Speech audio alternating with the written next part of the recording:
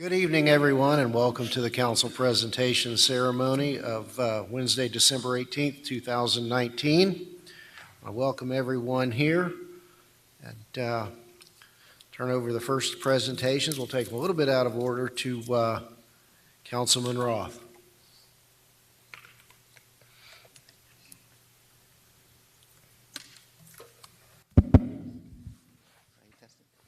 Thank you, Mayor. All right, I have two. The first one is for the Community Relations Board. They did an essay contest, and I'd like to ask the first recipient, I think it's Samantha, are you here? To come on up. Is that her? She's right behind you. Oh, people moving everywhere. Come on up here. The CRB does these essays. They did this one in the fall, and this one was actually well received. We received over 26 submissions to the essay contest. It went out to various schools throughout Homestead and Florida City. And Samantha goes to Air Base, K through 8. And I just want to read a little bit about Samantha's essay here.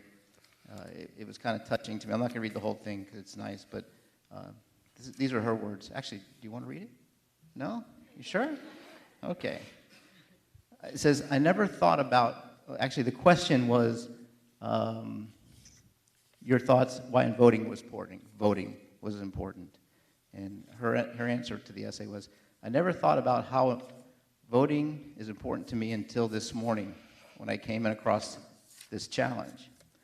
Like anyone raised in a military family, I said to myself, if I'm going to do this, or I am going to do this. But when I sat down to write, nothing came to mind. This caused me to think, what does voting mean to me? I suddenly realized voting has always been a big part of my life and impacts my family daily since I am an Army brat, as you say. I discovered in my research how hard our founding fathers fought for the right to vote. And it saddened me to learn that many Americans take voting for granted. Around the world, people are denied the right to vote and refused an opportunity to better their countries. In contrast, in America, we have this right, and it is frequently wasted when only half of our citizens vote. Our votes also affect people around the world, especially military families, who are often called to defend not only our freedoms, but also to ensure the safety of others.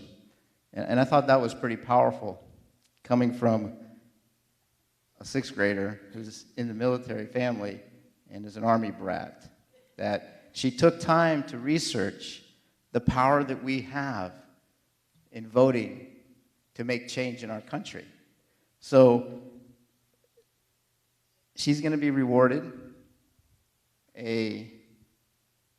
oh, she already has it. You took the surprise out of me here. She's got a certificate here, but she also is receiving a $500 Best Buy gift card that hopes that she will use it to enhance her education. Thank you for your participation. And it sounds like you actually learned from this topic, and we're proud of you for being a part of this. I also want to welcome Paul Wiggins. He is part of the CRB board, and you read these essays as well, and read most of them. This was 45 pages of essays, so yeah. People say we don't do any work, right? We read a lot of stuff. So thank you again, Samantha. We have somebody taking pictures today?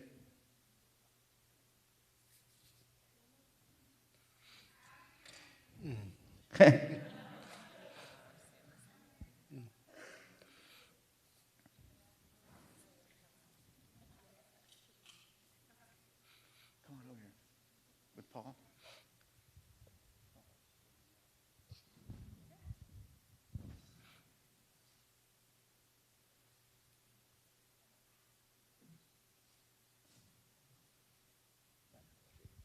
Thank you. Congratulations.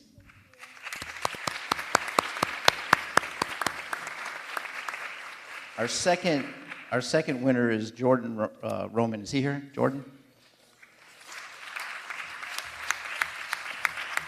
Jordan is a 8th grade student at First United Methodist Christian School. And I took a couple of excerpts out of his. The same question, why is voting important to me? And he wrote that 3 reasons why voting is most important is because it helps pick our leaders, it is a privilege, and it is an example of freedom. Voting is important because it gives us the freedom to speak our minds. And that's just a couple of excerpts from his essay. And he also is presented with a certificate, and he also is receiving $500 for Best Buy. Congratulations.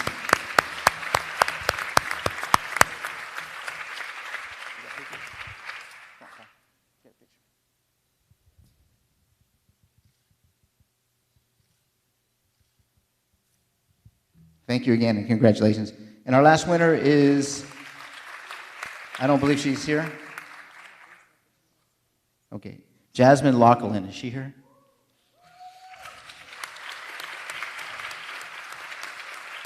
She is here.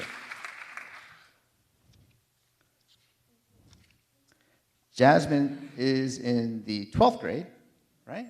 12th grade. And she goes to Homestead Senior High School, and I took a couple of excerpts out of hers as well. Voting is important because it gives you an outlet to provide your opinion.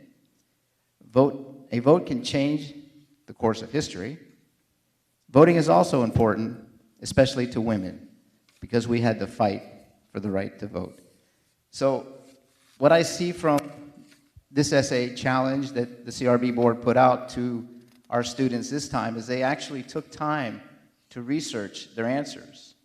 And I think that's what's important when the Community Relations Board steps out and does things like that, that it's not just about rewarding students for good things, it's also helping them and enhancing their education. So you too have received, I'll shake your hand, a certificate and $500 to shop at Best Buy.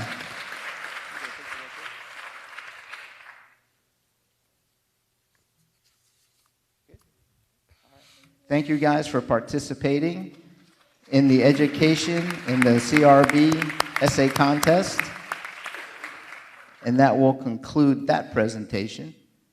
Mayor, if I may, continue? Please. Thank you.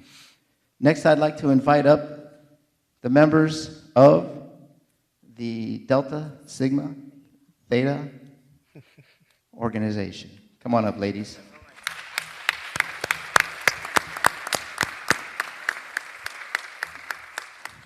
They recently came to the city and asked if they could bring a gun buyback event to the city. And I'm going to turn this over to former Homestead police officer Major Washington. Come on up. You're doing this. Am I? Yeah. Okay, thank you. Good evening, everyone. We would just like to take an opportunity or take this time to thank Councilman Roth for his support of the gun buyback event. And also, I would like to thank Chief Alexander Roll and his command staff and the police department for assisting us with that event.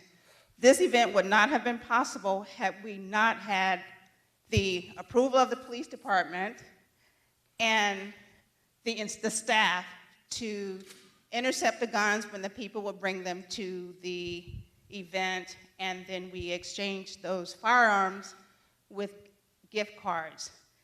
As a result, we were able to take 76 firearms off the street. That's the best that we've ever done.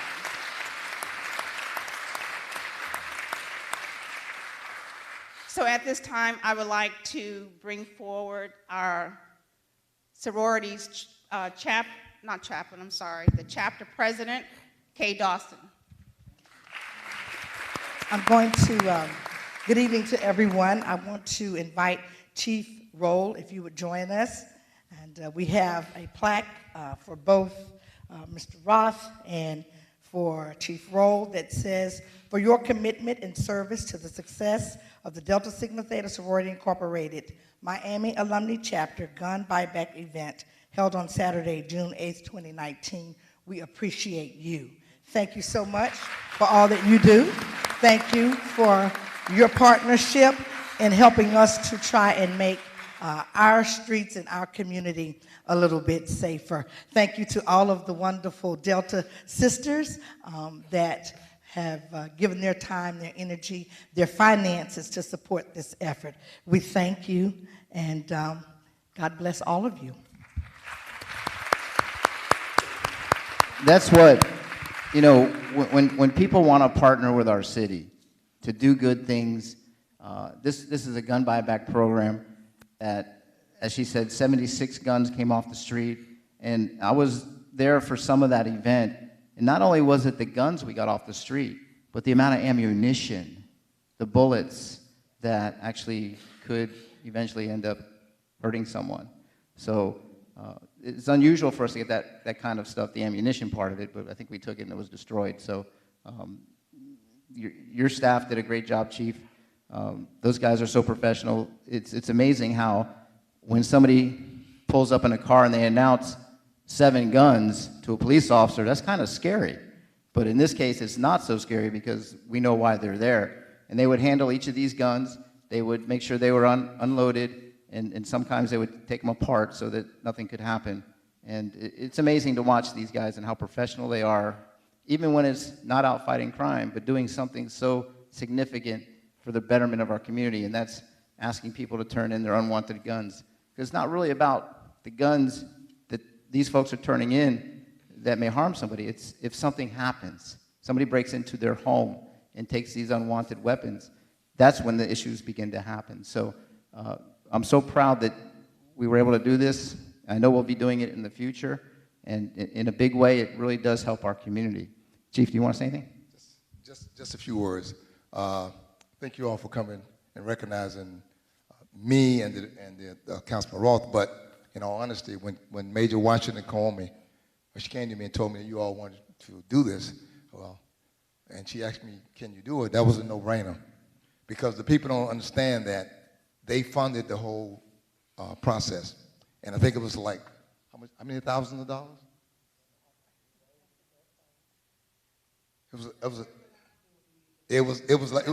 Trust me, it was a lot of money.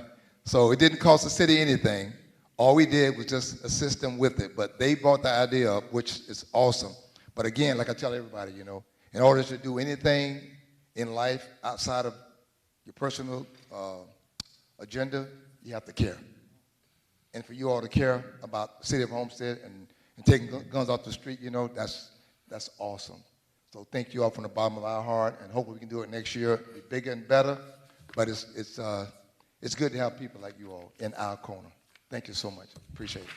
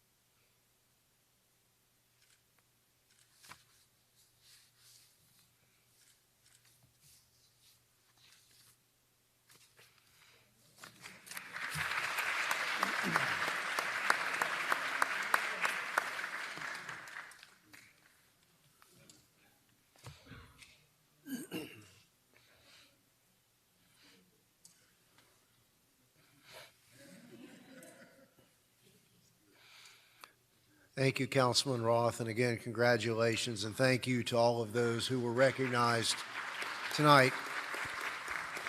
Vice Mayor? I don't control that one. Actually, it's on. Yes, I'm great. A lot of goodwill being spread here tonight. Education and quality of life issues, getting guns off the streets. That's a good thing, and I'm excited to be a part of that tonight. I'm also excited about bringing forth a group of educators who are committed to elevating teaching and learning in our community. So tonight, I, alongside of the Education Committee, if they would please join me at this time, led by Chairwoman Garcia.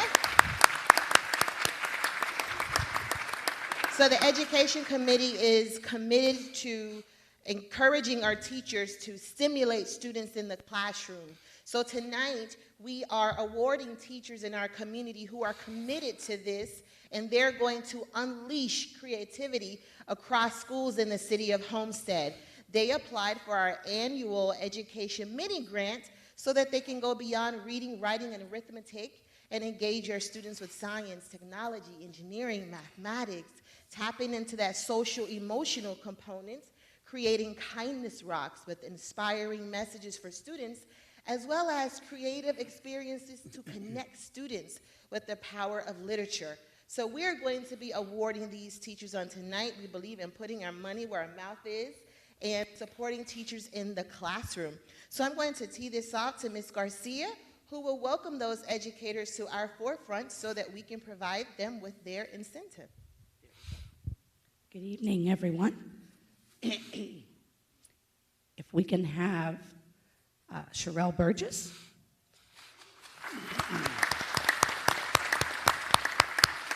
She did a program called Book Buddies from the charter school at Waterstone. Operation School Garden, Hazel Arroyo, Advanced Achievers Academy.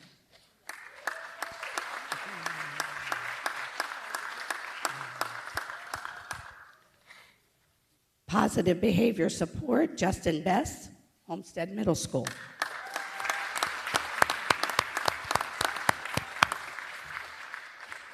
Project Puppet Party, Brianna Bonos, Somerset Academy.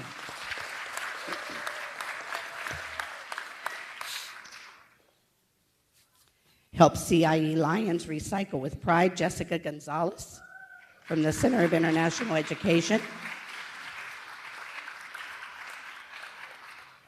Promoting Positive Players, Stephanie Valent, West Homestead K-8. Oh, okay, very good, thank you.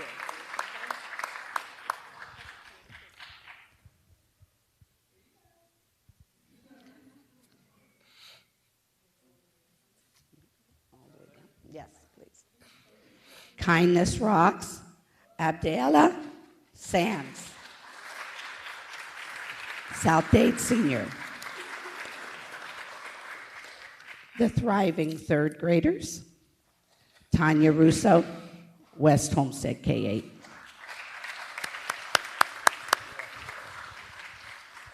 We're getting the band back together, William Bryan, Homestead Middle.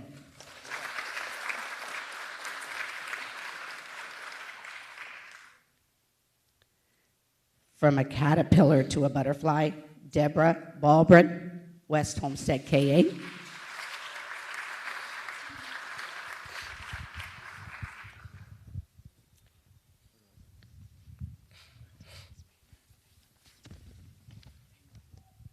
Move, Learn, Grow, Marisu Child, University Early Learning Center.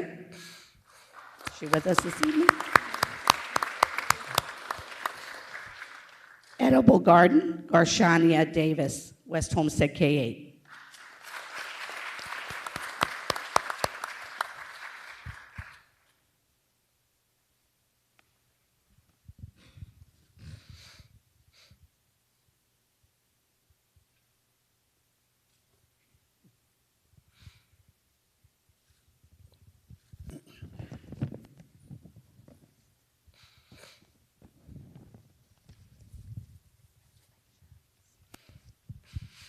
Thank you, Chairwoman Garcia, and thank all of you for going beyond the textbook, going beyond the Florida Standards Assessment, and providing these engaging experiences for our students. If you noticed and you listened, you would have heard that we not only support public, we support private, and we support support charter, because it is not about the entity, it's about doing right by children. So we don't educate and support some, we educate and support all. So thank you for being phenomenal educators, and we are honored to support you in that work.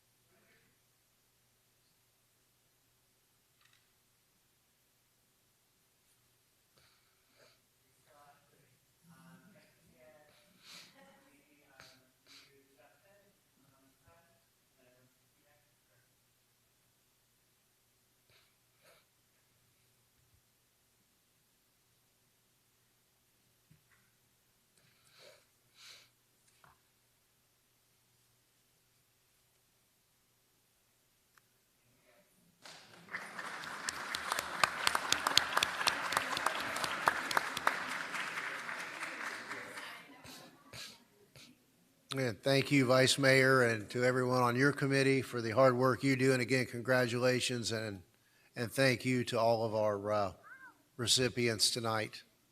Are there any further presentations? No. Well, thank you all. That will conclude our presentation agenda tonight. We will reconvene at 6 p.m. to conduct our regular monthly city council meeting. Thank you all for being here, and happy holidays. Good evening, everyone, and welcome to the Wednesday, December 18th, 2019 City of Homestead regular city council meeting.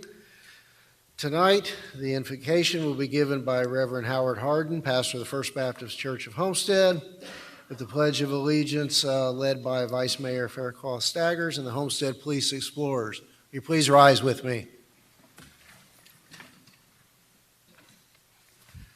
Let us pray. Dear God, how blessed we are to live in this nation, and even more blessed to live in this city.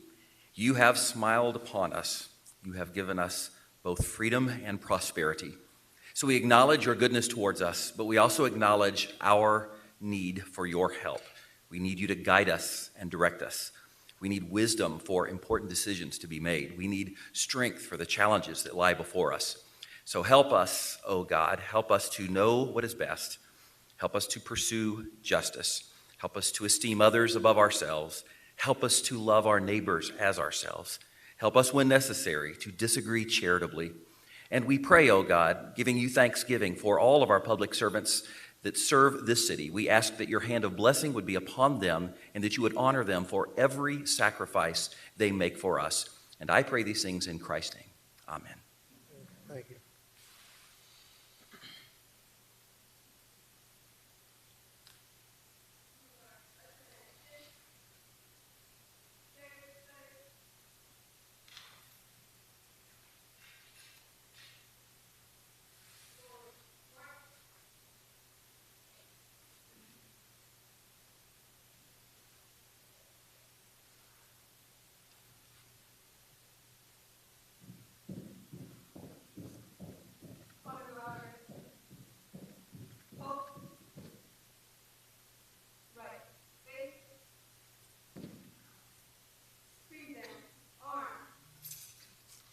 Please join us in reciting the Pledge of Allegiance.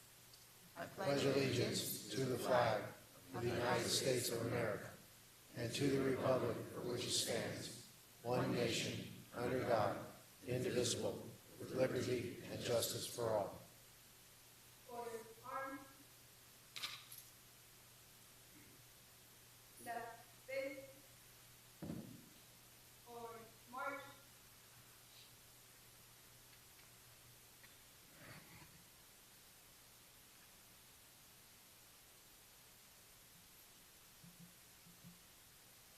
Thank you. Please be seated. Madam Clerk, roll call, please. Councilman Shelley? Here. Councilman Fletcher? Here. Fletcher? Here. Councilman Ross? Here. Councilwoman Bailey. Here. Vice Mayor Fairclough-Staggers. Here. Mayor Losner. Here. Are there any additions, deletions, or deferrals? Yes, Mayor, there is one addition and one deferral. The addition is a request by the rodeo to use the parking lot at the old City Hall. If we waited till January, it would be too late for them to prepare for their event, which is at the end of January, so we have that on as Addendum 1. And there's a deferral on tab 17. And with regard to the Addendum 1, we respectfully request that that could be heard after the consent agenda and not at the end of the meeting.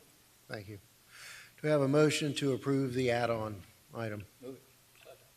Moved by Councilman Ross, seconded by Councilman Fletcher. All in favor? Aye. Any opposed? Thank you. Okay. Move to the consent agenda.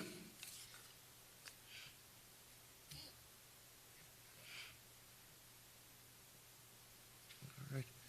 Do we have any, would anyone like to pull an item from the consent agenda? I'd like to pull item number 5. Mr. Mayor? Yes. Any objections? We'll pull item 5. At 5 or item 5? Yeah, that's Tab 5. item number 5, tab 5. Okay. Do we have a motion to approve the consent agenda with the exception of tab number 5? I have a motion by Vice Mayor. Do we have a second? Second. Second by Councilman Shelley. Mr. Fletcher, was it 5 or 7? It shows 5 on mine, tab number 7. Tab 7, okay. Yes, sir. Clarify that the motion is for tab 7. Tab 7, that's correct. So, do we have any discussion on the consent agenda? Have any public comment? We'll close the public hearing. All in favor of the motion to approve the consent agenda with the exception of item 5, which is also referred to as tab 7. All in favor? Aye. Aye. Any opposed? Thank you. Mr. Fletcher? Yes, thank you, Mr. Mayor. Last meeting, we had some discussions in regards to the Seminole Theater air conditioning system, and through the past few days, some of y'all were copied by Mr. Estrada and his staff for some of the questions that I had asked. I appreciate you taking the time to answer those questions for me, even sending it to me at 10:50 at night last night. But as I looked through some of the items, the questions that I had requested answered in order to try to give me a little bit more clarity in regards to the air conditioning system and the approval of almost just over $100,000 3-year contract in reference to AC repair services or preventative maintenance services. I asked for some data to be pulled on what we have spent so far over the last 4 years in regards to air conditioning services at the Seminole Theater. So the total for that 4-year term has been about just under $50,000. The majority of that being spent in 2019, roughly $36,000 of that 48 in the last year. I want to specifically address the very high cost for that preventative maintenance activity, I believe. I kind of disagree with one of the discussion points here that says that the AC unit should last 20 to 25 years in South Florida, and in my estimates and what I've worked with, we're a little further inland here, but 10 years is about a top length of time for air conditioner systems, especially when they're in high use, similar to that. That's just my personal engagement with those activities. $38,000 a year seems awful high to me to go into a maintenance agreement with a company. I believe we need to look at possibly running at risk instead of going into that agreement. Like I said, we've had a lot of big items this year that were replaced, and I'd like to get some feedback from staff in reference to their overall engagement in this activity. Mayor, Yes. And I believe, Councilman, you mean with respect to the overall cost absent the maintenance agreement? Yes. Sure, I can comment on that. What we did, we looked at what has been spent on another contract we have for general maintenance, which was with a different company. And that cost us about $13,000 a year. And when we coupled that with the expenses for actual repairs, even this year, it's almost $44,000 that we've spent because there were about $30,000 in repairs by JCI.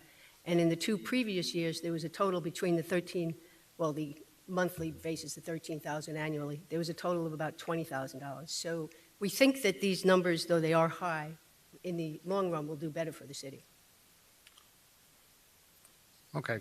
My opinion is I think that we don't go into this agreement with Johnson Controls, but that's my opinion. I open it up for additional comments from you folks. Any comments from council? Well, in addition to your concerns, Mr. Fletcher, I noticed as the theater was opened in December of 15, and barely 3 years later, on new air conditioning units, we spent over $18,000 on a 4-year-old air conditioning system to replace 2 condenser coils, and that seems to be a little early. I won't prognosticate on the cost, but it seems to be, almost new air conditioning systems that had some significant repair work that are built into that $48,000 number over a 41-month period. Yes, and unfortunately, that was not covered under warranty. So it was a very high cost, we agree, and unfortunate because, as you say, it was a new unit, but that single coil replacement was $18,000, which that would have been covered had we had the maintenance agreement. Okay. And it's my understanding that if we were to enter into the agreements as proposed, the temp troll agreement would go away. That's correct, Mayor. Okay. And again, I don't want to beat a dead horse, but $1,100 a month to come replace filters and be there to change belts if necessary, that I'm having a hard time conceptualizing that cost. Vice Mayor? Yes, thank you, Mayor. At our last meeting, I believe there was a question as it relates to the agreement, the term, as opposed to entering into a 3-year agreement. Would it be feasible to enter into an annual agreement? Did we have that conversation with Johnson Control? Yes, Vice Mayor, we did, and we can enter into a 1-year agreement for $36,122. If it was a 1-year agreement as opposed to a 3-year agreement, what it doesn't guarantee us is a 3% increase on the 2nd and 3rd year.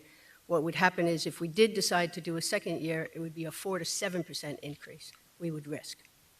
But yes, we can do 1 year. And we also had a conversation about building the capacity in-house to be able to support these maintenance items. Have we looked into that? Yes, we did as well. And JCI informed us that their maintenance people have about 5 years of training, so it didn't really seem like something that we could do. They did suggest that there may be a course where you could take a JCR course and just learn how to operate the system, but not a technical course. Right. I didn't think that would be practical. And they were not either. willing to train us. I just wanted to ask that question. I think for me, the 3-year term, I think would be a bit much. I would be more in favor of an annual term. And within this 1 year, then we determine our next steps as opposed to not engaging in the agreement and then just accepting risk. So I think it needs to be a phased approach to this, 1-year term, and within that 1 year, we discuss how we move forward as opposed to not having an agreement at all. That is what I'm in favor of. Thank you. Councilman Shelley? Thank you, Mayor. So just what are our alternatives? Because if the proposal potentially is not to enter into the agreement, then what are the alternatives? Because my understanding is that JCI is the only company that can actually work on this system. Is that correct? That there's no other, we can't just call the local air conditioning company or not? Or are there other companies that can? We have tried to have other companies look at these systems, but only JCI will look at them. Other companies aren't equipped or will not look at that equipment. All right, so JCI has to be utilized for any type of major repairs. So then the alternative to entering into the maintenance agreement is the hope that each year we have no problems and therefore we have no expenses. But at the other side, if we do have a problem or we do have maintenance that needs to be done, then likely we're going to be paying a much higher rate. I mean, is that the risk-benefit analysis? Where are we on alternatives? Yes, the risk-benefit analysis in years prior to this year, the total, including Chemtrol, was only about $20,000. Unfortunately, this year was the big cost for some of the replacements. So with Chemtrol, we've already paid about $44,000. So the Chemtrol part of the agreement, JCI would cover, and it is a risk analysis. Now, this year, it's unfortunate there were such costly repairs, and the hope is if there were costly repairs again, this would cover it, but then you can also hope there's no costly repairs and we're okay. Okay, and so then that's really more or less the weight here of what the decision would be. The idea is that by entering into this contract, whether it be 1 year or for 3 years, that ultimately we think that's going to be the least costly option for the city, statistically. Is that the proposal? I mean, is that where we're? Yes, our statistics, though, are based only on these past 3 years. Okay, so it's a small statistical level. Yes. So, I mean, so based on that, I mean, I would be open to the Vice Mayor's proposal, which is, cover us for 1 year, let's do some further analysis possibly, and figure out what this looks like longer term. Does this make financial sense statistically or otherwise? And that way we're at least covered on the front side versus being uncovered altogether, and maybe find some other alternative as far as continuing to look into, does it make sense to try to train our own staff? Is there some classing? Because my understanding of that as well is that JCI is the only one that can train our staff, and so obviously they're not as willing to do that, and they're saying it's going to take 5 years to train them, so in the meantime, we still have not covered maintenance. Okay, all right, thank you. Thank you, Mayor. Thank you, Councilman. Mr. Roth, Ms. Bailey? No. A question I had, I believe we were all provided with information, or at least I was privy to some information, that there's also an option for, the proposal before us at the committee of the whole meeting was for what I believe they refer to as the premium package versus the basic package. And given that, we've gotten through some major repairs now, and looking back over the past 3 years, there hasn't been a lot of risk. I'm wondering if we should look at a situation of adopting the basic package for a 1 year period, and then taking a look at where the system is this time next year, making that decision. We could certainly do that. Yeah, Mr. Mayor, that's where I was really trying to point this direction at. I just don't feel that we need to outlay a large amount of capital funds out there. I think we could do it at a 1 year interval and reassess at that time. I just don't want us to get into the process of, paying for 3 years of service when I don't think it's necessary. Okay, thank you. Any further? So would you need a motion then to approve the entry into a 1 year basic package?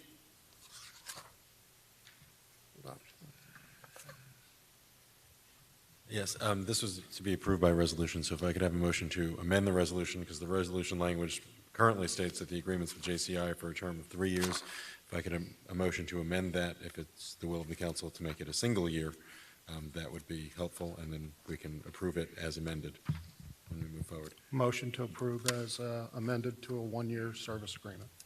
Motion, all right, motion At the by, basic package, is what I heard. At the Basic basic package. package, yes. Okay, just wanted to make sure. We have a motion to amend the pending resolution to authorize a 1 year contract for the basic package. Councilman Shelley. Yeah, just, so what is the difference between the basic package and the premium package as far as the modifications? What are we opting not to cover or not? What's the difference? Jerry, can you speak to the difference?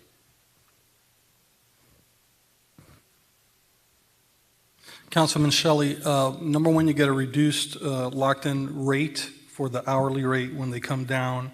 As well with the premium package, it covers all material repairs. So if you lost a chiller, or whatever part you lost, it includes the cost of that part, so you won't have to pay for that either.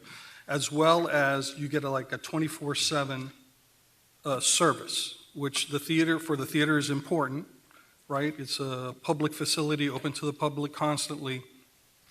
So if we were to lose the ACs during a show or something of that nature, we want to get the fastest response possible. So the premium package would get us that. And what's the cost difference between the two? That I don't know. Okay, because I think that's critical cost benefit analysis, because if there's certain things in the premium that make sense to have, but then it comes to what does that cost? If it's $2,000, then let's get the premium package and have all the coverage. On the other hand, if it's $10,000, there's some decisions to be made. So I think it is critical to know what the difference is cost-wise versus what you're going to receive. Yeah, Mr. Mayor, just looking at the email, Mr. Estrada, that you sent out last week, looks like the one-year service agreement is about $36,000, or the multi-year contract, which was roughly $38,000. Yeah, but the difference between the basic package and the premium package, I don't know what that dollar amount difference is. For example, This didn't really reference a basic package. It just says option into a one-year service agreement. We could do that as It was in well. one of staff's emails where they Okay. explained that this was the price for the premium package. The package before us was the premium package. Correct. That is correct, Mayor. Right, that's why, I mean, if we're going to be making the change, if I still have the floor, Mayor, if we're going to be making the change from premium to basic, though, then I need to know why, what we're losing, which I at least know what's the difference between premium and basic, but then what are we actually saving in doing that? And I think that's where there's lack of information right now for me to be able to say, yeah, it makes sense, let's go for basic versus premium. So I do need to know what that cost difference is to know that it makes sense to save that much money. Right, exactly. If you're saving $4,000, is it really worth it to save $4,000? Correct. Understood. Right, so that's critical for me, I guess. Thank you. Yes, that's critical for me as well, so I retract my second. Pending, I guess, the cost differential, is that? Yes. Okay. And I understand this is sensitive for year end, so we may need to come back for a meeting prior to year end to address this and any other loose ends that may transpire. Question. So will we then continue to defer this? Well, I don't think we should defer it. So when does this have to be decided? What is the date? It doesn't have to be decided right now, but we could definitely get the information for you probably by tomorrow and let council know. Okay, so if it's not that time sensitive, then this can wait until January at our next council meeting. Pedro? Yes, we Yeah, could wait till There's no January. need for a special call for this. if No, it's no, not time absolutely sensitive. not. Okay, thank you. So then, would the proper course be to defer it or just take no action? Well, if I can have a motion to defer it, because we do want to come back, right? We want to hear this again, so if I could have a Correct. motion to defer this to the January meeting? Mr. Fletcher? A motion to defer by Mr. Fletcher, second by Councilwoman Bailey. All in favor? Aye. Aye. Any opposed? Thank you. I need to apologize. I skipped a section in the council, in the agenda. Thanks to the Vice Mayor for promptly pointing that out to me. Once a teacher, always a teacher. I go back to item 4, the presentation agenda, item 2827, the Resilient 305 presentation. Do we have? Okay, and my apologies. If you would, for the record, give us your name and address and your the capacity you're hearing tonight. Good evening. My name is Karina Castillo, and I live at 16374 Southwest 97th Street, but I work at Government Center, 111 Northwest 1st Street. Thank you. Good evening. I'm Karina Castillo. I work for the Office of Resilience at Miami-Dade County. Mayor, Vice Mayor, council members, and residents and staff of Homestead, thank you for welcoming me. I'm here to talk to you about Resilient 305. Resilient 305 was an initiative that the county entered into with the City of Miami and the City of Miami Beach about 3 years ago. It's a program that was pioneered by the Rockefeller Foundation, and though the 100 Resilient Cities program has now sunsetted, The Rockefeller Foundation has continued its efforts to support cities in building resilience around the world. And now we are also part of what's called the Adrian Arsh Rockefeller Foundation Resilience Center at the Atlantic Council, a mouthful. So we're the first community partner. So the resilience work is very much alive and thriving here in the 305. So when I say resilience, a lot of people still think about climate resilience. And while definitely climate resilience is a component of resilience, when we entered into the Rockefeller Foundation program, we adopted the definition that they use, which is the ability of a community to thrive, to adapt, and to face what are known as acute shocks and chronic stresses. So and a little bit later in the presentation, I'll give you some examples so you can understand that. But like I said, I'm here on behalf of Resilient 305. It was a partnership between the City of Miami, the City of Miami Beach, and Miami-Dade County and the partners there. We had support from the Miami Foundation, who was a great community partner. And again, we worked with countless number of community organizations. There was a first round of interviews that were done with the 34 municipalities or the other 32 municipalities in the county. We went ahead and just tried to hear from all the different cities and municipalities what the top concerns were and how this effort can really support them. So here we are. The strategy was released on May 30th of this year. Took 3 years to write, but there was a lot of progress in those 3 years, and so I'm here to present back to you a little bit about what's in the strategy and then also to invite you to be a part of the initiative. So took 3 years, lots of working together and collaborating and listening and learning, and so now we're moving forward with implementation, and like I said, we have a lot of support to implement the 59 action items in the strategy. So shocks, these acute shocks are things like hurricanes, which we're all too familiar with, or things like Zika that came and knocked at our door a couple years ago. And as other instances could be, for example, the infrastructure failure, like the FIU bridge collapse that unfortunately happened. And then thinking about chronic stresses, it's things that we all face in our community. We're talking about traffic, we're talking about affordable housing, we're talking about king tides and saltwater intrusion into our aquifer. Sorry, I skipped a slide. So like I mentioned before, the Resilient 305 strategy was released in May. It's divided up into 3 goal areas: places, people, and pathways.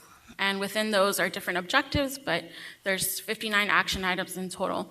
And with our partners, we thought that these 59 actions could really address some of the most pressing shocks and stresses in the community. And I think, personally, pathways, the goal area of pathways, is the area where it could bring most value to all of the municipalities, because that goal area is about really sharing resources, sharing the lessons learned, and then providing resources as well. But we had to start with places because it's what we all identify. That's why we all live down here in South Florida. And so I'm here to ask for something and also to offer. So we want Homestead to be a part of this effort. We want Homestead to look at the strategy and to work with us to identify which action items the city would like to be a part of. There's lots of different things in there, and I have some copies of the strategy that I will leave behind, and I'd also be happy to come back and talk about the strategy in more detail anytime. That's the complete 59 action items. And then, so the next steps, one of you, please look at Resilient 305. It's on, we have our Resilient 305 website. The strategy is listed on there. I will leave some copies with the clerk for you guys to review. And then we have the Miami Foundation led an initiative known as the Resilient 305 Resilience Accord. And this accord, it's non-binding. It doesn't require any financial commitment on behalf of the municipalities, but it's just an accord saying that you will participate in different initiatives that we have. So not too long ago, we had a lunch and learn session. With the help of the Miami Foundation, we provided lunch to public information officers, and we had 19 different municipalities come and learn. The city of Miami Beach presented something they developed as part of the strategy called the RISE Guide. And so it was really great, really great lunch and learn session. I personally learned a lot, and I know that all the different municipalities represented, reacted very positively. And then another action item in the strategy is what's called Send Your Boss to Boot Camp. And that's where we're going to be inviting all the mayors and the council members to come with us on February 18th at the Port of Miami for a day-long intensive session, deep dive into resilience. So we're going to be introducing what is resilience, what is a city urban resilience framework. We'll have inspiration from the Rockefeller Foundation. They're going to bring in some mayors from across the country to inspire, and of course we'll have the 3 mayors from each of the teams, and of course our resilience officers, and they apologize for not being here tonight.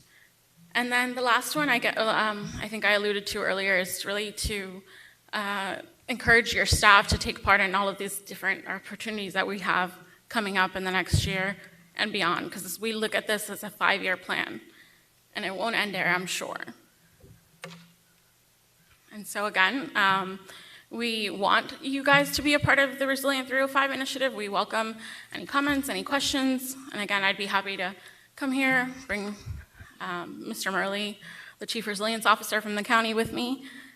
He loves coming to South Dade, and then any questions, I'd be happy to answer. Okay. Any questions from council? No. I just want to say thank you, and I certainly believe that this council and our staff and the people of Homestead have come to the realization that while we've been resilient and up until now pretty distant from the rest of South Florida, we're now truly part of one big community, and we've got to think regionally, and that we can all benefit by acting together. And I look forward to going through the packages that you're going to leave for us. That's great. Well, thank you for coming down. No, thank you so much. Happy holidays and New Year already. Thank you. Thank you. All right, so let's take the add-on item for the Homestead Rodeo Association.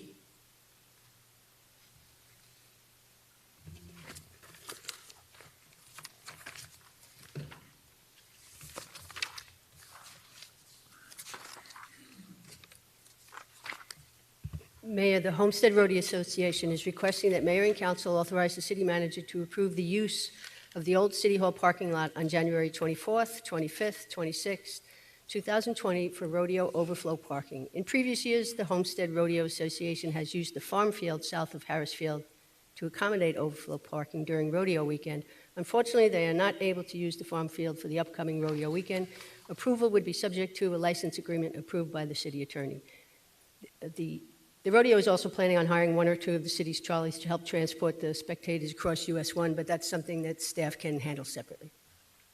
Thank you. Is there anyone here on behalf of the Rodeo Association? Come on up to the podium, please, and give us your name and capacity at the association for the record. Jim Bauman, president of the Homestead Rodeo Association for 10 years now. Yeah, we're just in a pickle here. Normally, we lease the field for extra parking, and that fell through this year. So, we need the space for people to park. So I talked to several of you about this, and hoping you can support us in getting that done. Okay.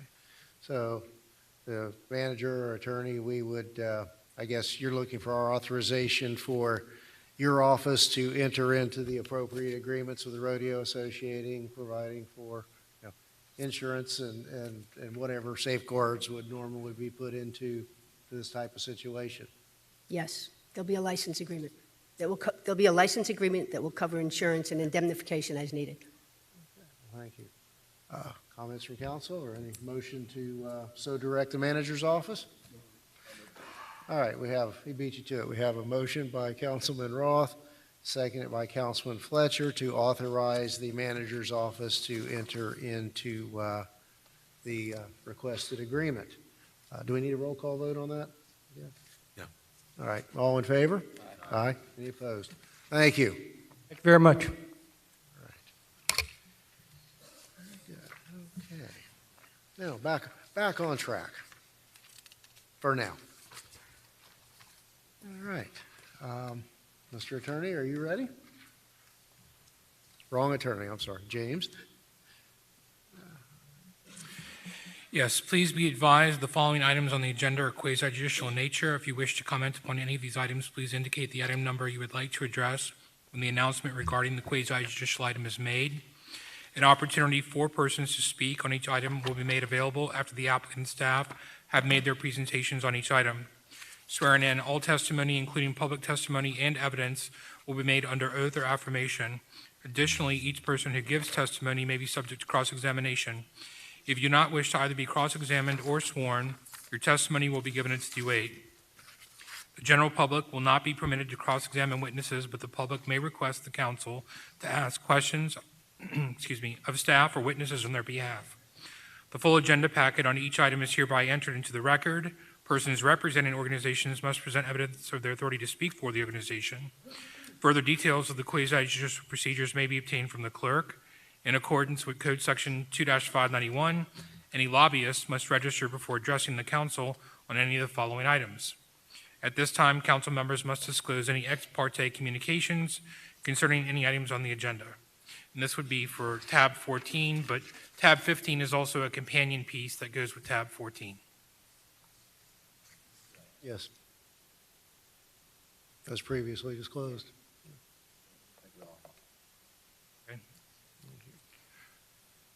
At this time, I would ask the clerk to swear in anyone who wishes to testify or speak tonight on tab 14, 15.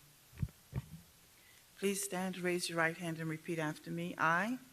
Please state your name.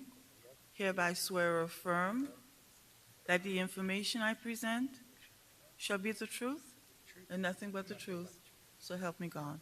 Thank you. You may be seated. Mayor, Council, tab 15, as I mentioned earlier, is a companion application to tab 14. It's the future land use, the requested future land use map amendment. I could introduce it and the rezoning application together. You could have a collective discussion, conversation, but you'll need to vote on tab 15, which is the legislative item first, before the rezoning. If that's Any objection to that scenario? Please proceed.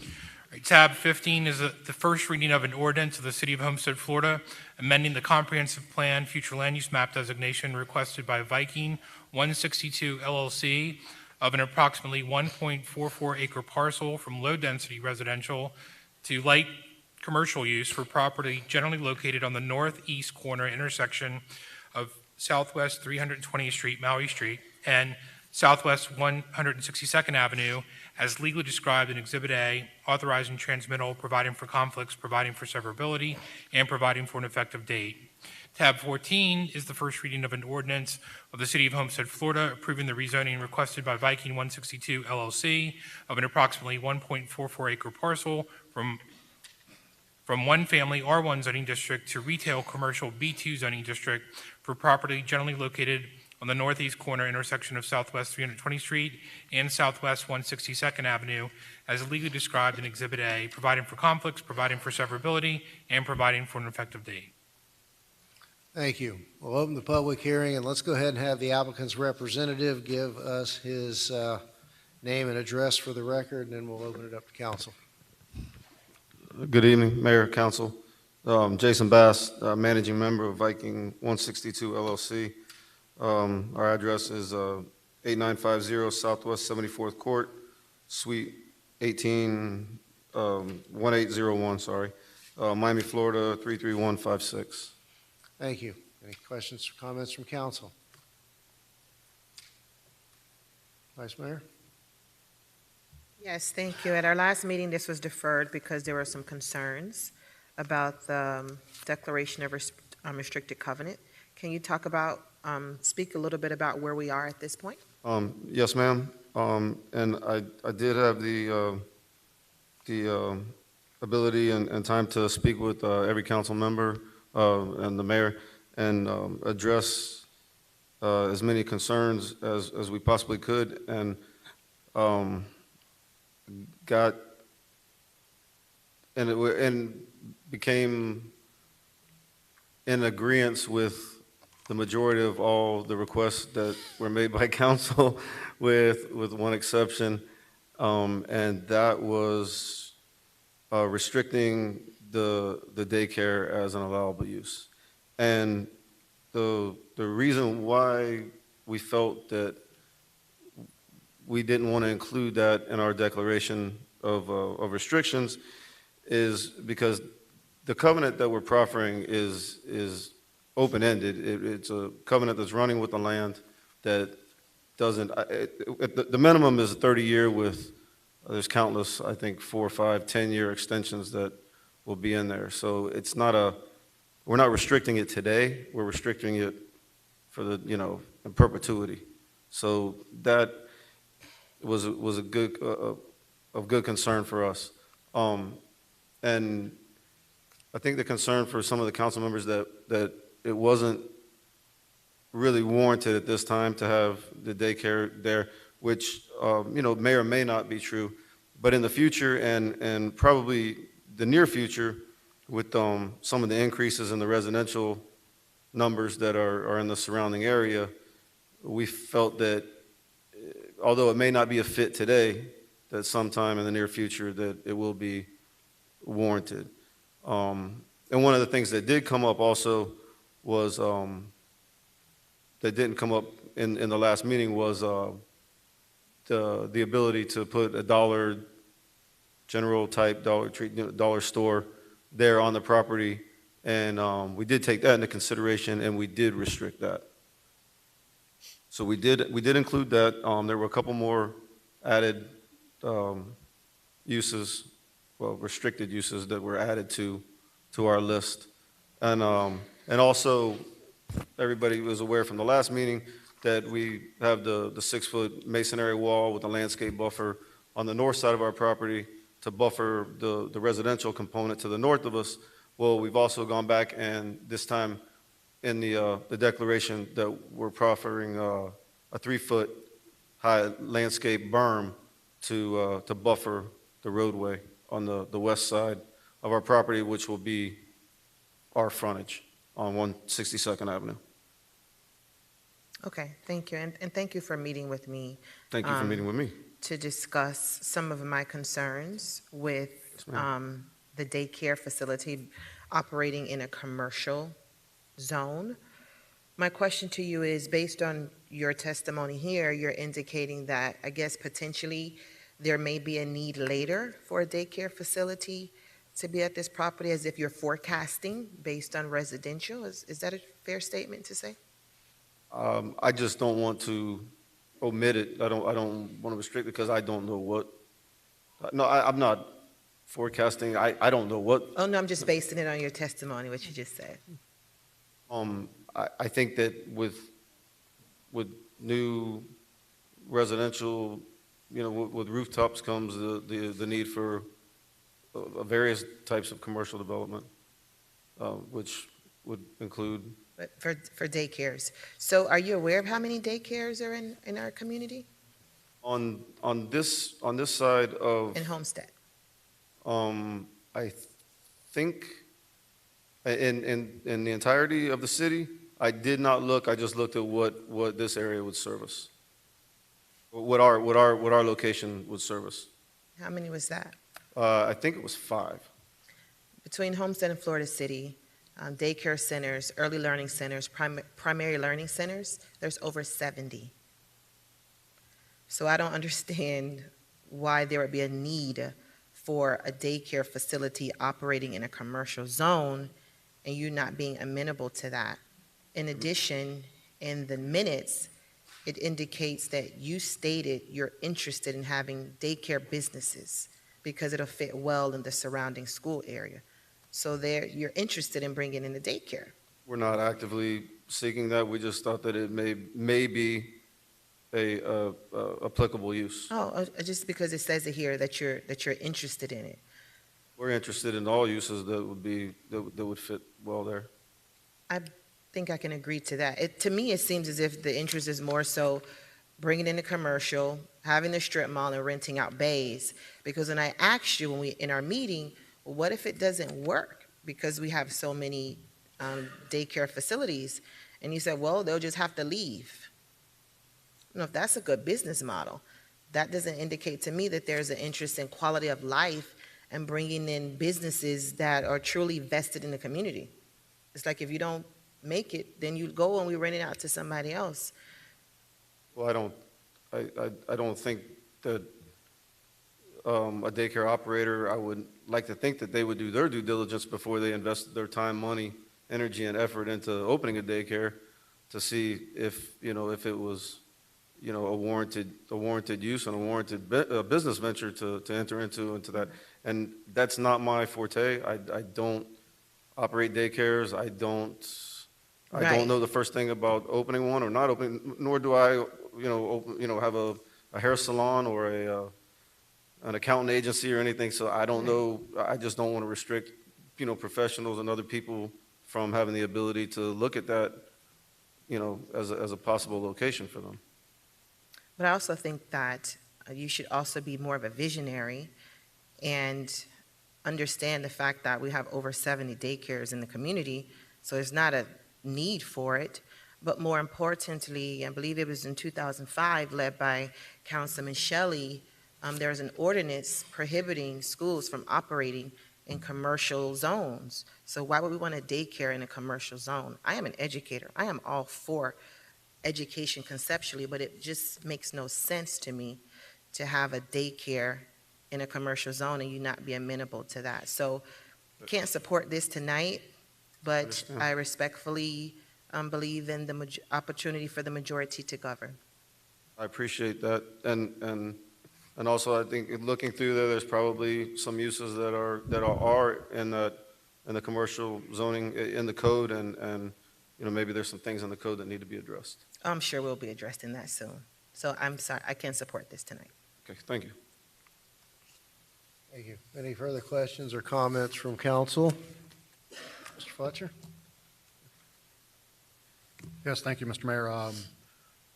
I've received quite a bit of feedback from the neighborhood over the last couple weeks in regards to this particular request. And again, they weren't really talking about the daycare portions of it. They were looking more at the commercial aspects, looking forward towards a gas station or something of that avenue in that location. I believe that's your overall first type use for this type of facility. A lot of community input has been discussed here over the last couple of weeks, and I just wanted to make sure everyone was aware of that. Yeah. Yes, sir. Thank you. Councilwoman Bailey. Thank you, Mayor. I also heard the same, that a gas station or a convenience store would be a better fit for that area. As far as daycares are concerned, we do have a lot of daycares in the area, but we are almost always full, especially quality daycares. So I would agree that people would do their due diligence and do their research and see if the need was right for that area.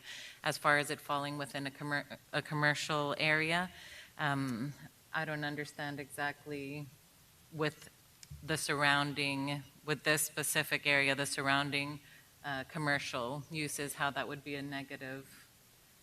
So I would be interested to hear, Vice Mayor, if there's something specific in that area that would make you question a school being there.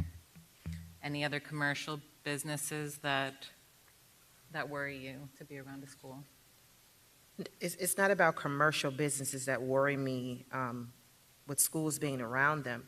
It's based on need. And in the minutes, you indicated that you're interested in a daycare.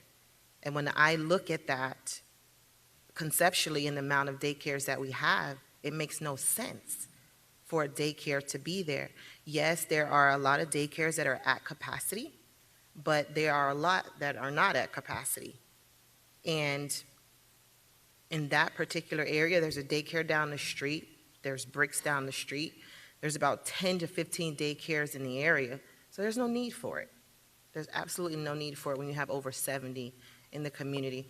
What I think should be happening is you guys being more forward-thinking and being a visionary to determine what you want that commercial space to look like. There are so many other operators that can be operating there as opposed to a daycare. And if we want to elevate what we're offering in our community, why are we offering more of the same? Why can't we offer something a little bit more different? And what you have presented tonight does not represent that.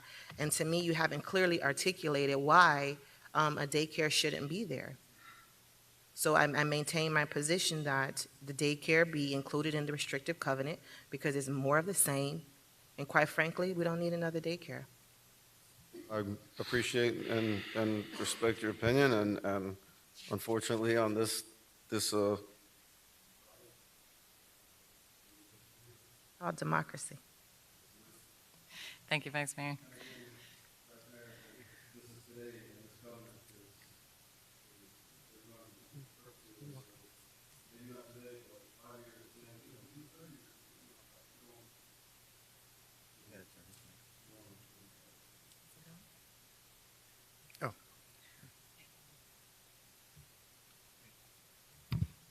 Thank you, Mayor. Quick question for staff, I guess, based on Vice Mayor, some of her concerns. Well, first off, I do concur a little bit with Vice Mayor in that I don't really want to see a daycare there. I don't know that I want to say it has to be a prohibited use in a covenant, but ideally you won't open a daycare there that will put some sort of better commercial amenity on that portion of town, because there's a lot of things that could go there that would serve those communities very well. A daycare is probably not high on that list, but with that being said, staff question, and that is, at this stage, and where we are either on tab 14 or 15, procedurally, what can we do as far as putting restrictions on what the applicant can or can't build? I know under certain portions of the process, we can't specifically condition an approval on restrictions, and so the applicant has to proffer that, which in this case, the applicant has proffered some things. However, on other parts, maybe we are allowed to make a condition upon the approval. So where are we in this process? What can we do? Could the Vice Mayor ask the council to put that prohibition in there even without the proffer? Or in this case, it's something that only the applicant could volunteer? So with respect to where you are in the process, so tab 15 is legislative, right? So you're at the policy making portion of the comp plan, where that's a different standard and a different review for tab 14, which is the quasi-judicial. So your ability to grant or deny and look at circumstances under tab 15 is much greater. You have greater control at this juncture when you're in your legislative decision-making capacity. Once you approve it, comp plan-wise, then when you get to tab 14 and you're serving in your quasi-judicial role, you're much more limited with regards to what you can do. And you're correct, is that we cannot condition a rezoning. That's contract zoning, which is prohibited under the law. But with regards to the broad-based policy-making decision, I mean, if you're not happy or you don't like particular uses that a particular land use category would allow, right? I mean, it's implemented by various zoning districts. Now's the time in which you can say yay or nay to. Well, but you can vote yes or vote no, but as far as conditioning even that approval by saying that, because ultimately I think it's better to have a commercial use here than the residential use here. And so what I'm trying to figure out is if all that's lacking is daycare, does the Vice Mayor have the ability to ask our colleagues to remove daycare as a use under tab 15? I think what I'm hearing you say is no, the only option is to say yes or no overall, which is where we have our option. And I think what she's trying to do is remove daycare as even an option going forward. And I'm not opposed to that in that ultimately I don't really think that that's the best use to go there. But at the same time, I don't know that I would vote it down altogether because I think it's better to have it be commercial than residential. And so weighing those costs and benefits. But I'm trying to assist my colleague to get where she wants to be. So. I mean, when you're in the legislative capacity, you're still on shaky ground if you're asking for or conditioning a future land use. Yeah, thank you very much. Thank you, Mayor.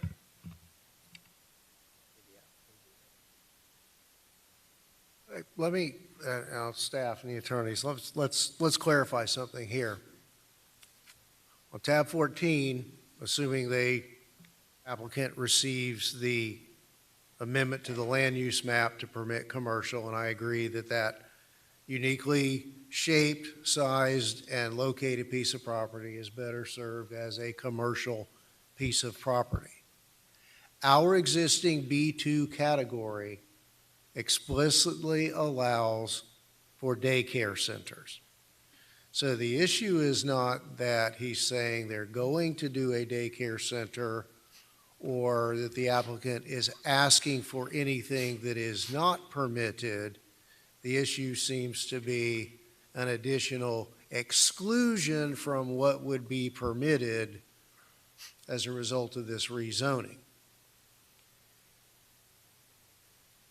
And I'm having a hard time reconciling that there could be other vacant parcels that are currently zoned B2 or improved parcels with vacant units that are zoned B2, that without the need for any variances or other accommodation to come before council, as a matter of right, if there were 30 of these locations and an operator made an economic decision, those 70 units, those 70 daycare centers that are claimed to exist now could hypothetically explode to 100 without any control by this council, given the current B2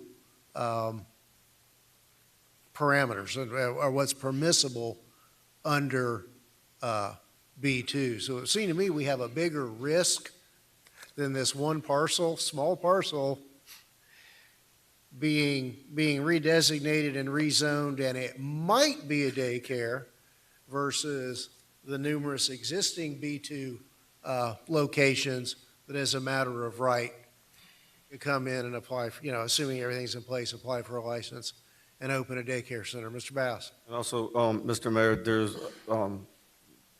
more areas than that because that's actually allowable use under B1. Correct.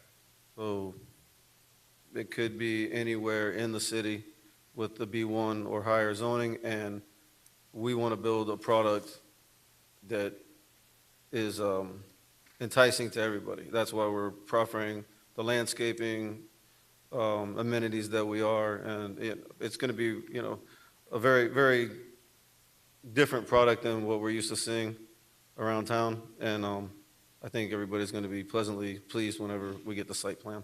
And I think it would be accurate to say that there are potentially scores of uses, potential uses at this site, and daycare is but one, and certainly I think what was presented to us at the prior meeting was a pretty good start at precluding uses that really are not compatible with the surrounding residential area. And just to recap, for those who aren't privy to it,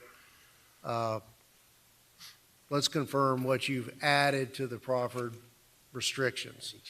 I understand there's going to be a landscape berm on the west side of the property to really mostly conceal the paved surface from the main road.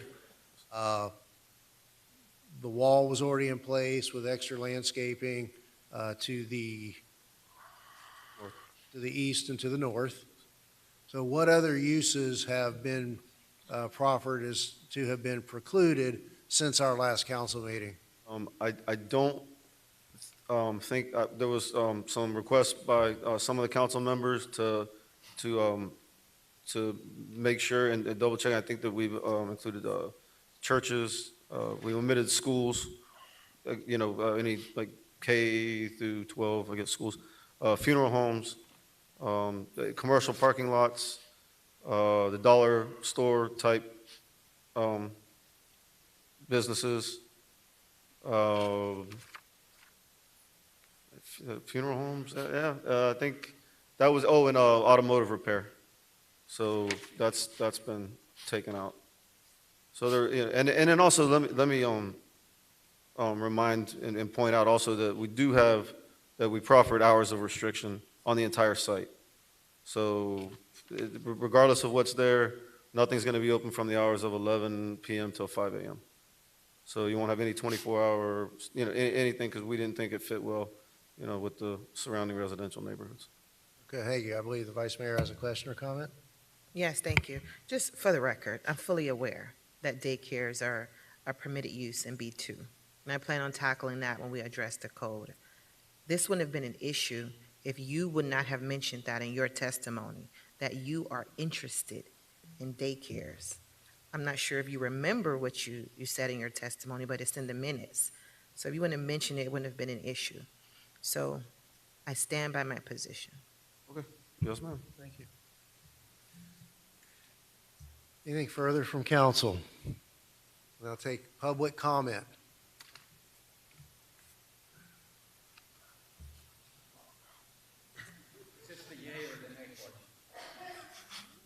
You know the drill. Give us your name and address for the record. Okay, Edward Powell, 745 Southeast 18th Lane, Homestead. Well, 20 years ago, when I was involved with the city, planning and zoning, Mr. Lasner, you were partially involved, we looked at a comprehensive plan when Mr. LaPrade was here to put in little satellite commercial units all over on the east side. Okay, let's think about what's happened on the east side as far as that plan. What's been over there commercially since 2010? It's 2000 since I got here. A Walgreens, right? Well, that's it. It's the only thing out there. Behind that Walgreens was going to be a little strip mall. That never happened. It's going to be a pizza. That's not there. Okay? Kitty Corner, Farm Life, and North Canal, Kitty Corner, right? It was 20 acres, residential. The front got rezoned to commercial. Beautiful. We're going to put a gas station. We're going to put a pizza parlor. We're going to put the whole deal. Never happened. The corner of Maury and Kingman, which is now Portafita, was going to be a little gas station. Well, Northgate, Keysgate didn't want a gas station in their neighborhood. That didn't happen. What about the commercial below the sales center on Kingman, Keysgate? That 20 acres, that's gone. That's commercial. So where is any of the commercial other than the proposed one on the east side? And one of our objections last time from one of the citizens, he didn't want a gas station there. Well, that guy happens to be retired. And fortunately, like me, I can go out between 10 and 2. There are other people I got to go out 7 in the morning and at 5 at night and try to get through traffic here in Homestead and those rush hours. It's absolutely a joke. Try to get to the turnpike in the morning and Kingman. If you're retired, you can go out at 10 o'clock, not a problem. Thank you. Thank you, Mr. Powell. Any further public comment?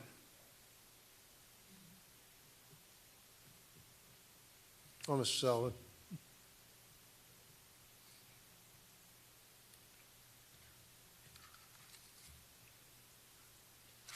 Kevin Sullivan, 1860 Southeast 6th Court. I was here and I spoke about the gas station last time. I still don't think a gas station is warranted or needed. In fact, I'm kind of surprised that Councilman Shelley hasn't said anything because he approved it. He didn't like putting the master gas station up on Campbell Drive that was just recently approved. However, this is not the same situation. But I'm a little shocked tonight. I guess I was sleeping. I never heard about the daycare center. And you should change our rules that haven't been approved, because if you're allowing daycare centers in amongst the commercial component at 5:30, when the parents are coming to pick those kids up, they're in the middle of everything else that's going on. This convenience store that's going to be convenient for us, the gas station. I don't think it's a good fit. Thank you, Mr. Sullivan. Any further public comment? Does the applicant wish to say anything further?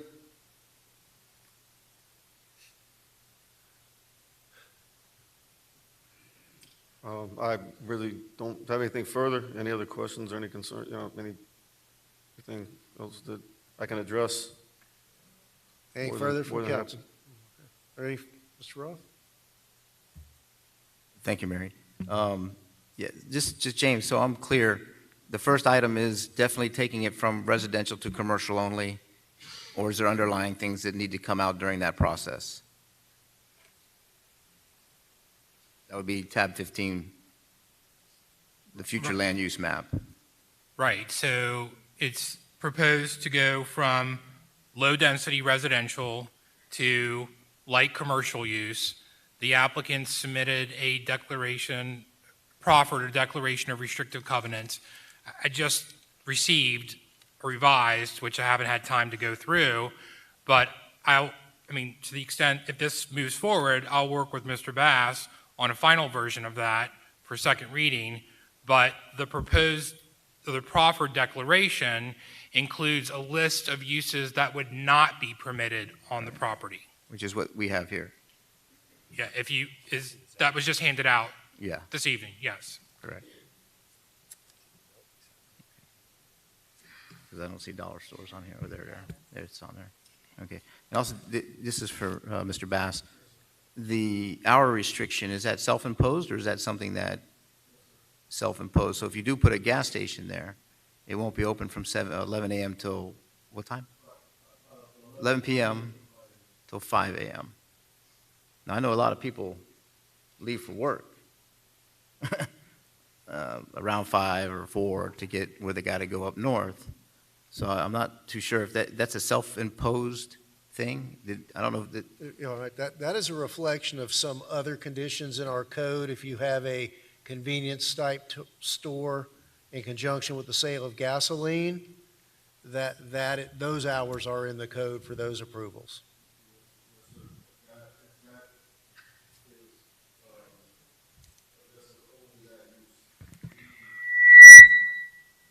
You're not even on.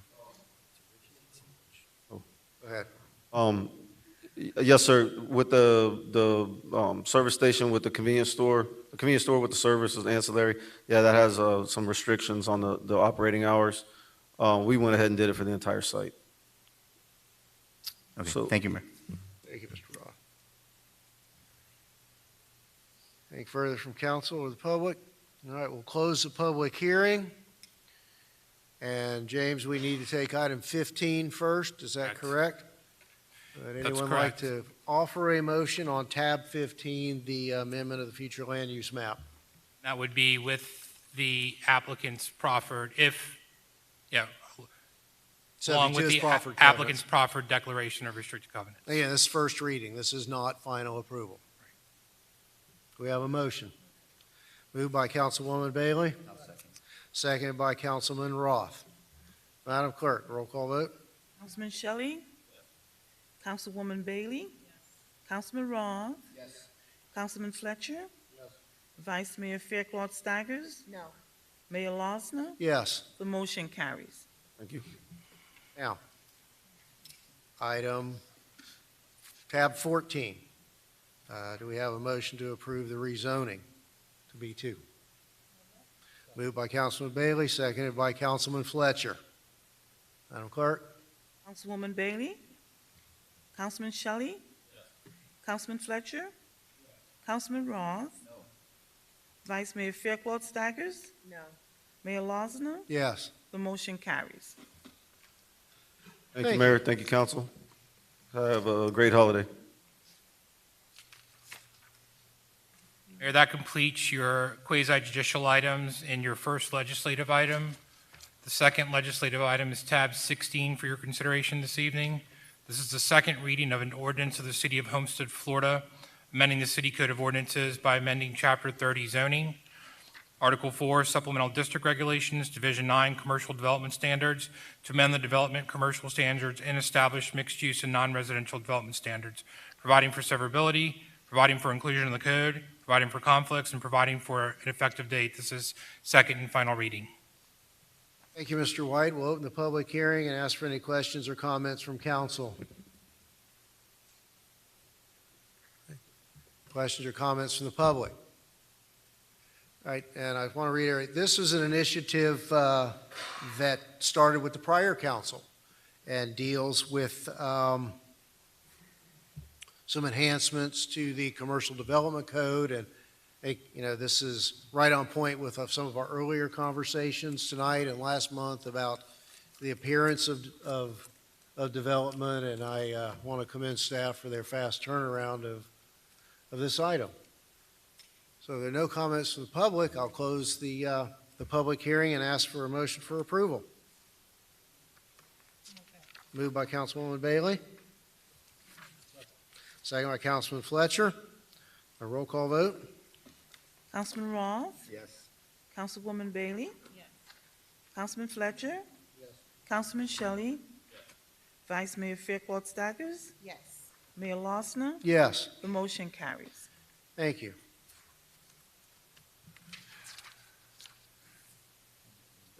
Mr. Mayor, tab 17 was deferred, so we'll skip to tab 18.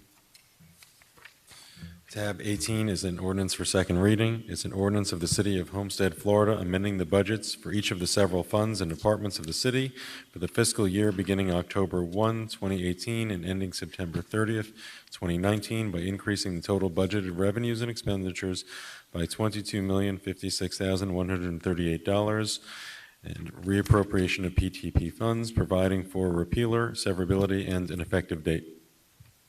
Any questions from council? Vote in the public hearing. Any questions or comments from the public?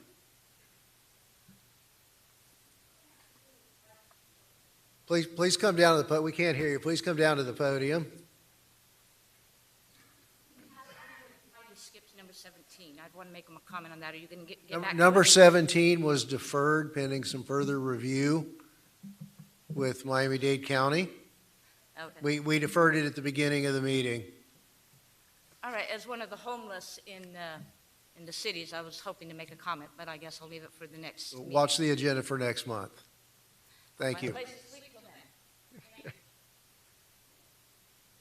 All right. So, any public comment on tab 18? And again, I want to reiterate, we spoke of this last month. Nobody conjured up a new $22 million. This is some reconciliation that happens every year after we move past the end of one fiscal year and into another, and all the numbers are finally in. So close the public hearing and ask for a motion for approval. Moved by Councilman Roth. Seconded by Councilman Shelley. Roll call, Madam Clerk. Councilwoman Bailey? Councilman Roth? Yes. Councilman Shelley? Yes. Councilman Fletcher? Yes. Vice Mayor Fairclough Staggers? Yes. Mayor Losner? Yes. The motion carries. Tab 19. Mr. Mayor, tab 19 is also an ordinance for second reading. It's an ordinance of the City of Homestead, Florida, amending the budgets for each of the several funds and departments of the city for the fiscal year beginning October 1, 2019, ending September 30th, 2020, by increasing the total budgeted revenues and expenditures by $21,963,267, providing for a repealer, severability, and an effective date. Thank you. We'll open the public hearing. Any questions from council? Anything further from the public? Again, I'll reiterate my comments from the prior item. This is another cleanup from last year's budget. We'll close the public hearing and ask for a motion for approval. Moved by Councilman Fletcher. Second by Councilwoman Bailey. Madam Clerk. Councilman Shelley? Yes. Councilwoman Bailey? Councilwoman Bailey? Councilman Roth? Yes. Councilman Fletcher? Yes. Vice Mayor Fairclough Staggers? Mayor Losner? Yes. The motion carries. Next item, Mr. Attorney. Tab 20 is another ordinance for second reading. It's an ordinance of amending the code of the City of Homestead, amending Section 22.5-39, the police officer's retirement plan to institute pre-tax employee pickup contributions as permitted by Section 414H2 of the Internal Revenue Code, providing for severability, providing for codification, and providing for an effective date. Any questions from council? Open the public hearing. Any questions or comments from the public? None appearing. I'll close the public hearing and entertain a motion for approval. Oh, sorry. Hi, Charles Crumpler, 1575 North Golden Eye Lane. I'm curious to know if maybe the city manager can answer this. I know she hasn't been here very long, but do you remember about approximately what year the percentage rate started coming out from the employee's paycheck into the retirement fund? Or does anyone remember? I believe it would be back in sometime in the 90s, maybe? Mayor, I don't know. Okay. I'm all for this passing right here to clean it up, but I'm also curious to know if anyone can answer why it took so long to get this cleaned up. So many years. Do we have?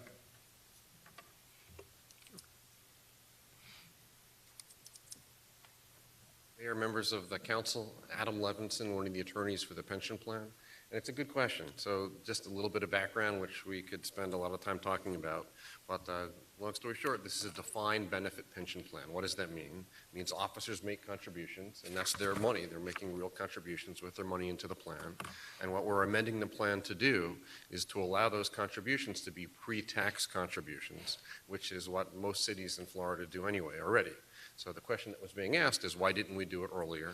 And I can't answer specifically because I can't get into the minds of prior commissions. Our office has been working with the board since around 2017 timeframe, and there was recently turnover. So as part of the process, and you want to do it when you have a new year coming in, so that's the time we want to get it done before January starts.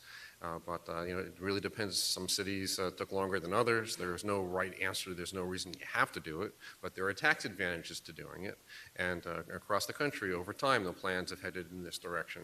So it's common to see these kind of pickup plan provisions. But as to the history or why, some boards move faster than others, it's a question of priorities. It's a question of what different cities were doing at different times. So I can't answer why, but our office has been involved, as I said, in the 2017, 2018 timeframe. And, eventually you get inertia, you make the decision to do it. And if you do it, you have to do it correctly. So the key is that now the ducks are in a row, we're ready to do it. It was explained to the union, by the way, and I don't represent the union, I don't represent the city. Our office, which again is Klausner, Kaufman, Jensen and Levinson, represents the pension board. So we did the homework to make sure that the union was comfortable with it. We wanted to make sure that the city was comfortable with it. So now that all the ducks are aligned, it is ready to go from our perspective. But as far as why some cities move faster than others, that's just a historical artifact. If there are any other questions, we're happy to answer them tonight. Well, I think the real question is, I think the real question is, has this been intentionally not brought forward in the past? Was it something that was not on someone's radar? Was there a change in the law, or we just don't know? Right, so that's a good point. The law did change, but it didn't change this year. It changed several years ago. But the law, it's not required. It's an option, right? And sometimes there's resistance in different cities. People like to stay with the status quo. So I can't give a definitive answer on why did we get here so long, and I won't say that it took long at all. I'm just saying that, our office came to the table sometime in the 2017, 2018 timeframe. If you do it, you want to do it correctly. You want to make sure it gets done so that it's consistent with the January timeframe. And I don't know that there was any sinister motives on the part of the city or the union. I think it's just that, eventually people saw the wisdom of doing it and they wanted to move forward. So again, I don't know that there was any reasons why people were fighting it or not fighting it. But again, the idea is that there were advantages to doing it. And I think the time has come as long as the city and the union both agree. Okay, well, thank you. I note that there are many seemingly tenured and long-term police officers among our ranks tonight. We're probably in the safest place in the city at this moment. I don't see any heads nodding in agreement or disagreement with you. So, for Mr. Crumpler's question, I just think it's something that's just seemingly benignly not addressed in the past. There's been no ulterior motives on one side or the other. Not that I'm aware of, sir. Thank you. Appreciate it. All right, so we'll now close the public hearing. And did we have a motion? All right, moved by Mr. Fletcher for approval. Seconded by Councilwoman Bailey. Madam Clerk? Councilwoman Bailey? Yes. Councilman Roth? Yes. Councilman Shelley? Yes. Councilman Fletcher? Yes. Vice Mayor Faircloth-Staggers? Yes. Mayor Losner? Yes. The motion carries. Thank you. All right. We have several members of the public who have signed up to speak tonight. And to the best of my knowledge, I'm going to take them in the order in which they were submitted and clocked in. The first speaker tonight is Susan Sorrentino, still here.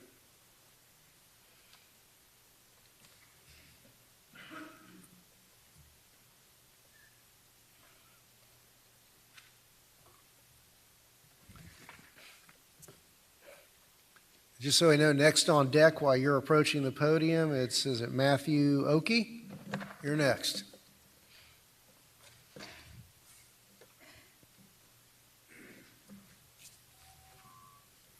Susan Sorrentino, 2610 Northeast 3rd Drive.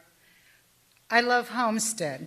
I'm an artist. When you see my face up here, you know I'm going to talk about art. Let me take you down memory lane. It's 1972. I was 20 years old. I submitted a painting to Fort Lauderdale Museum of Art, artist competition. I won Best in Show. This was tremendous encouragement for me. The museum was located in a storefront on Las Olas Boulevard. The art director of the museum wrote in part, "In this society, which is already rich in things, the single legacy that we can leave is a legacy of the spirit and mind, a flourishing of all the arts in our time." Now, fast forward, 1996, another competition at Fort Lauderdale Museum of Art. This time, it's no longer a storefront. It is a beautiful, huge building on the corner of Las Olas and Andrews, where the old Broward Hotel was once located. My father was a partner who owned the hotel when it was sold to become a museum. Thanks, Dad. I submitted a photo called Emotionally Bound that was juried into the Hort exhibit. The art director wrote, "The 38th annual Hort competition is the largest and oldest of South Florida's juried shows. It has been held annually since 1958 and bears the name of M. Allen Hort, one of the Museum of Art's first supporters. The Hort competition and exhibition reiterates the desire of the museum's founders and Mr. Hort to strengthen South Florida's cultural development that will benefit and encourage local artists. It encouraged me. This was the first time my art was displayed on the walls of a large art museum. Now South Florida is an international hub for fine art. Art Basel brings millions of dollars to Miami's economy each year. Since 1996, several fine art museums were built in South Florida, hundreds of galleries opened, and communities have sprouted up. There is no wall between Miami and Homestead. The new Homestead station has beautiful, vacant storefronts. One is worthy of being the location of our first Homestead Museum of Fine Art. City of Homestead, snatch up a storefront. It'll have great foot traffic. You can make this happen in 2020. You have art in public places money to make it happen. I believe there's 1.7 million, and I ran out of time. Thank you.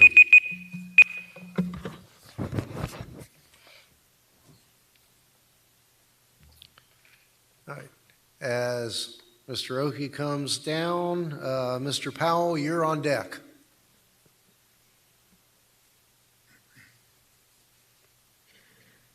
Greetings, council members, and welcome to the new members for the new council, as it were, and the new mayor.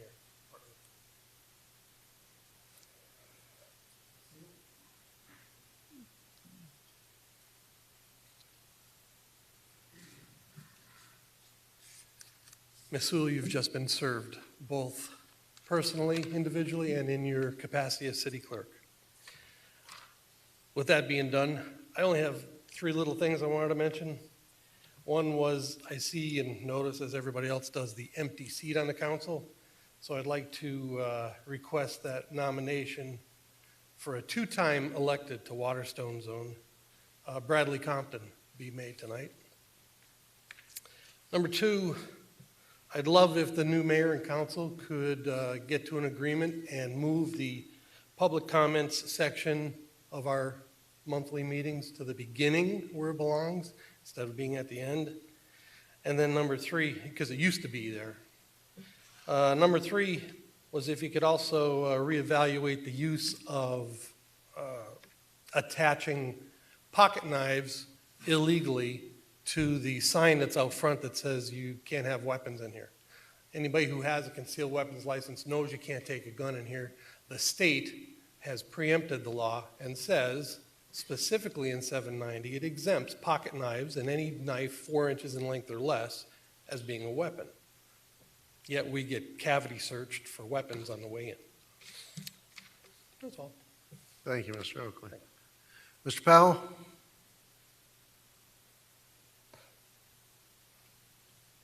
I'll give you my Ed Powell, 745 Southeast 18th Lane. We all know from my copious emails that I send to all of you that I'm always thinking, sometimes good, sometimes bad. You never answer them, so I don't know whether they're good or bad. Thank you, Mr. Fletcher. Thank you, Mayor, for responding to my recent emails. Nobody else has. With that being said, I always wondered, the city attorney, what their relationship was to you and to us. And I always thought the city attorney was in the pocket of the city manager, excuse that expression. But I had asked the mayor and led to believe that the city attorney answers to you, the mayor, and the council. Is that correct? They are, the city attorney is a charter officer that is hired and terminated in the discretion of council. Council. Okay. Big concern. Everybody says it. Public safety, right? Public safety. We need police officers. We need 40. I got a solution. We fire the city attorneys. We hire two full-time attorneys. We control what they do. We control who they send to court. We control how many people. We control their agenda. And we take the $2 million over and above what we pay for 2 full-time attorneys. We can pay for 4 or 5 police officers. So we solve the attorney problem by putting them in-house. We get the city 4 or 5 police officers. That helps the safety, which everybody's concerned about.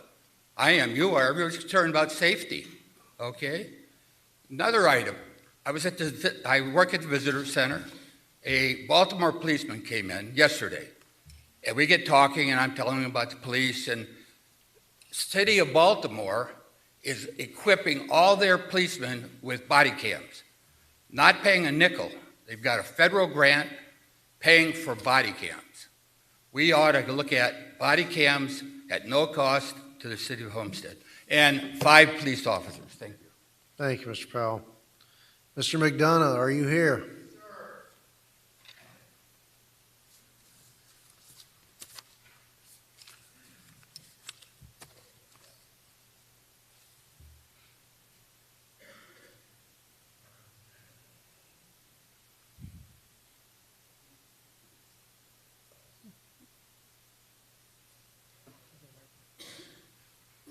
Good evening, Honorable Mayor Losner and Council. Dr. James Eric McDonough, live at 32320 Southwest 199th Avenue. Just really refreshing after the last 2 people who've sat in the position of mayor to be able to describe a mayor with the term honorable and not want to just vomit in my mouth a little bit. Anyway, the reason I'm here tonight, I want to talk more about this logo use. Mr. Roth, you published the flyer on your campaign page with city seal on it.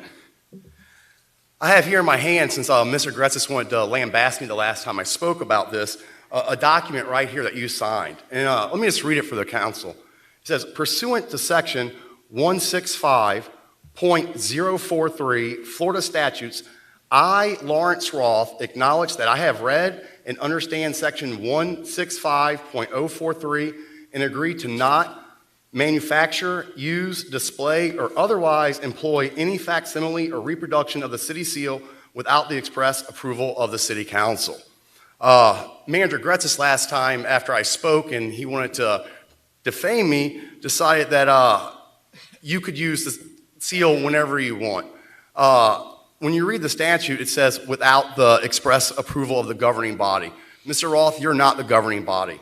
You might be part of the governing body, but you're not the governing body. If you were the governing body, there would be no need for you to sign this. Also, the other piece of paper I gave you, I want to talk about real quick. This is a little email exchange between the Honorable Captain Bobby Ray and Stephen Shelley when Stephen Shelley was still mayor. Captain Ray had asked about this logo use, and Mr. Shelley, you responded back to him, and you told him that at the time, the city of Homestead, as an entity, had not taken any official action as it relates to engaging in the hurricane relief efforts, and that the city was aware there was a flyer being circulated, and that the creator was contacted and asked to remove the seal, and that it was. So obviously there was no express written approval of the city council, which is the governing body as required under statute. Furthermore, everybody should be aware that it was for solicitation, and without express written approval, it makes it a third-degree felony. Also, any of the other officials that were on there, including you, Ms. Faircloth, I'm interested if I could get a copy of the express written approval you gave for your likenesses to be used, because if they were used without your permission, that also is a felony. And if you weren't involved in this, I'm sure you'll back me up and you'll help force prosecution for people illegally using your likeness. Thank you very much. Have a great night. God bless. Thank you. Willie Womble. Mr. Womble?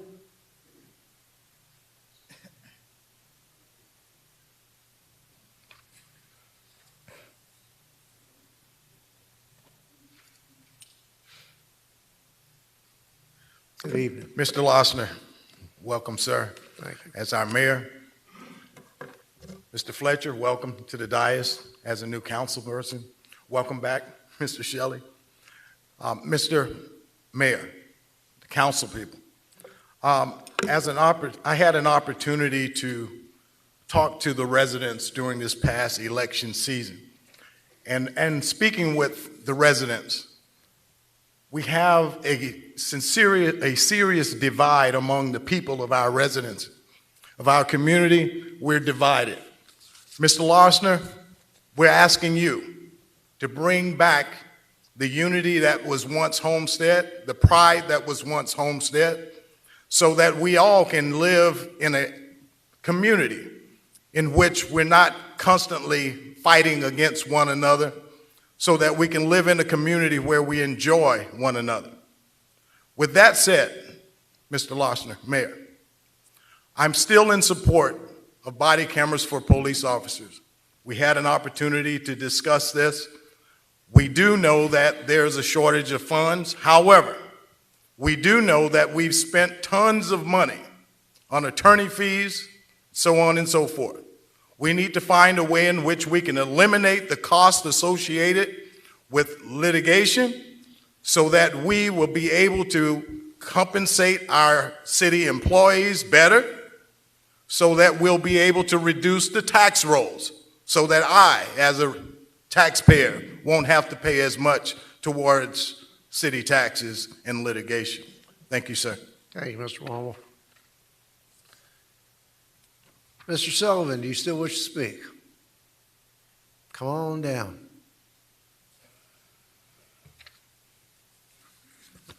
Mr. Wiggins, you're next.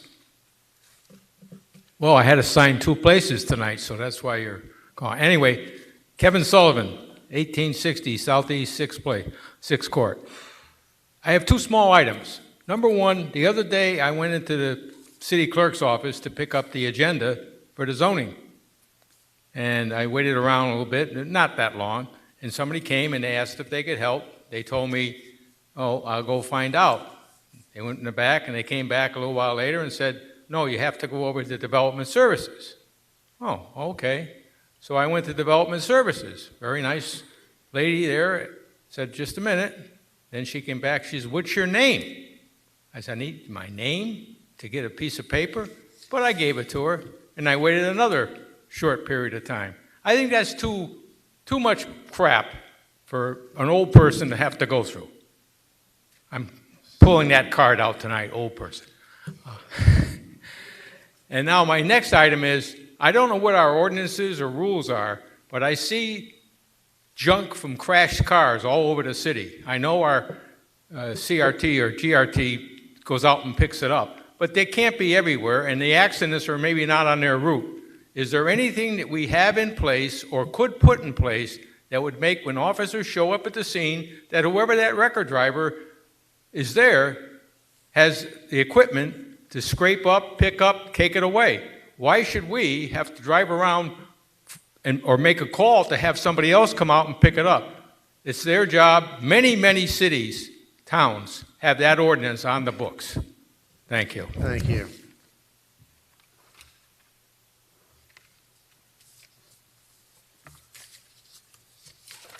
Paul Wiggins, 2008 Southeast 23rd Avenue. I'm here tonight, or good evening, Mayor Losner, and good evening, Council. I'm here tonight to show my support for Bradley Compton for the nomination for seat 5. I've got to know him over the past 4 months. I didn't know him before then. When we ran our campaigns, I got to meet most of all the candidates running. And the one thing I've gathered from knowing him for the past 4 months, he's a very honorable man. He's very qualified and competent for that position. And the one thing that really tips the scales for me is he truly cares about this city and the future of this city and where we're going. And I have total confidence in him as sitting in that seat. So I would thank for all your support, and thank you. Have a nice evening. Thank you, Mr. Wiggins. Joshua from Johnson Controls, are you still here? Do you need to speak? Okay. And Fernando?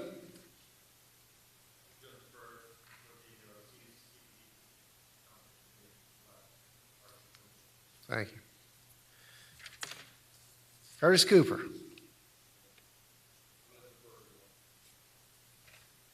Mike Lopez.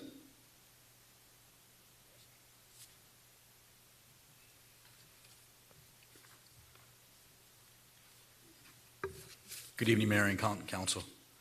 I'm also here as a resident of Waterstone to give my support to Mr. Bradley Compton to be our next council representative for seat 5.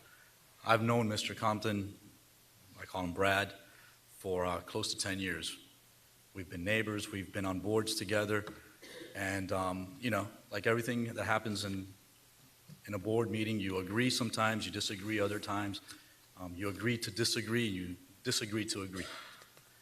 But at the end of the day, he's always been available to hear and speak to not just anyone on the board, but our constituents and our residents with the many issues we have. And he'll always meet you at the table of general consensus. And like Mr. Womble just said, if there's someone who's going to help you create a sense of community, that's Mr. Bradley Compton. Thank you. Thank you, Mr. Diaz. Are there any further parties who filled out the speaker's card whose name I did not call? Okay. Thank you all. All right, anything from the city attorney? Yes, if I could, I'd like to request one executive session in the matter of Thomas v. City of Homestead, case number 17-0195332 in Miami-Dade County.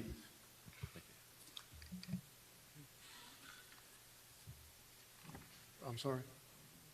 Do we need exec session? Yes, that was the request for the executive session.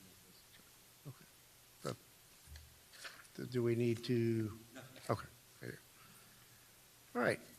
Nothing further from the attorneys. Councilman Shelley.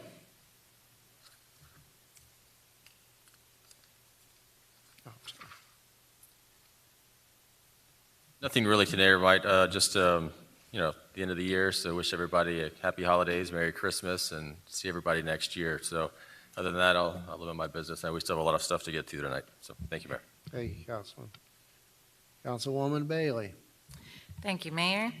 Mine will be short and sweet as well. I would like to thank our youngest local Santa Claus, Mr. AJ, for his amazing toy drive.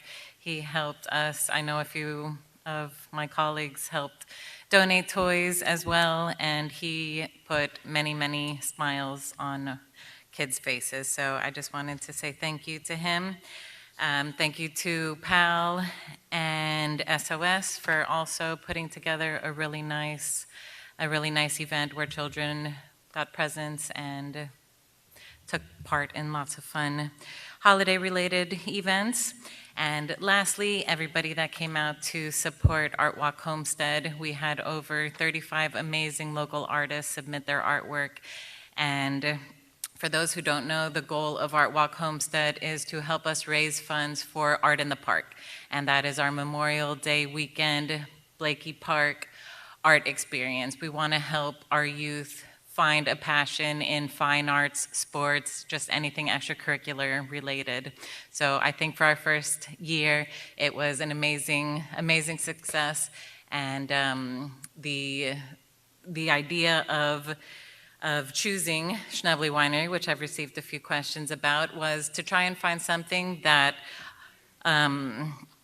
you know, a well-known destination that would bring people down and just offer this Wynwood type feel. So I appreciate everybody coming out and supporting it.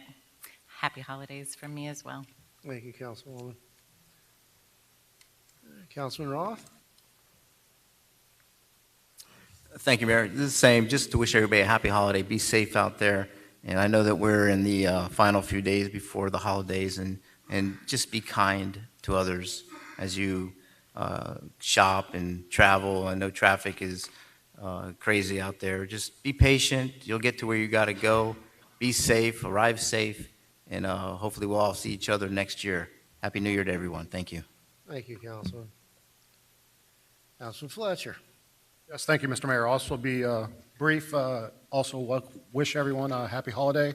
And I really would like to address the turnout that we had on Friday evening or Saturday evening for the Holiday Fest out at Keys Gate. What a great event for our community. We had approximately 7,000 to 9,000 people show up on and off throughout the evening. There was a lot of camaraderie out there. The kids had a great time throwing snowballs at one another. I want to thank the folks from the Keys Gate Community Association who put that on. What an outstanding event, and we need more of that type of thing here in the city. Thank you very much. Thank you, Councilman. And Vice Mayor. Thank you, Mayor. I'll save my business to January, but I just wanted to say it's a lot of divisiveness in the community, which is very disheartening. So for this holiday season, I would pray that everyone focus on goodwill and not attacking each other, because the city doesn't move forward that way. So that is my prayer for this holiday season. All the best to you and yours, and a prosperous new year. Thank you, Vice Mayor. All right. My first item tonight is tab 21, item number CAR 2831, a resolution in support of House Bill 829 and a request to amend to include the Homestead extension of the Florida Turnpike. We have Mr. Fuentes here tonight, who represents the city on many matters in Tallahassee, as well as his associate, Alex Alamo. Alamo. I knew it was an A.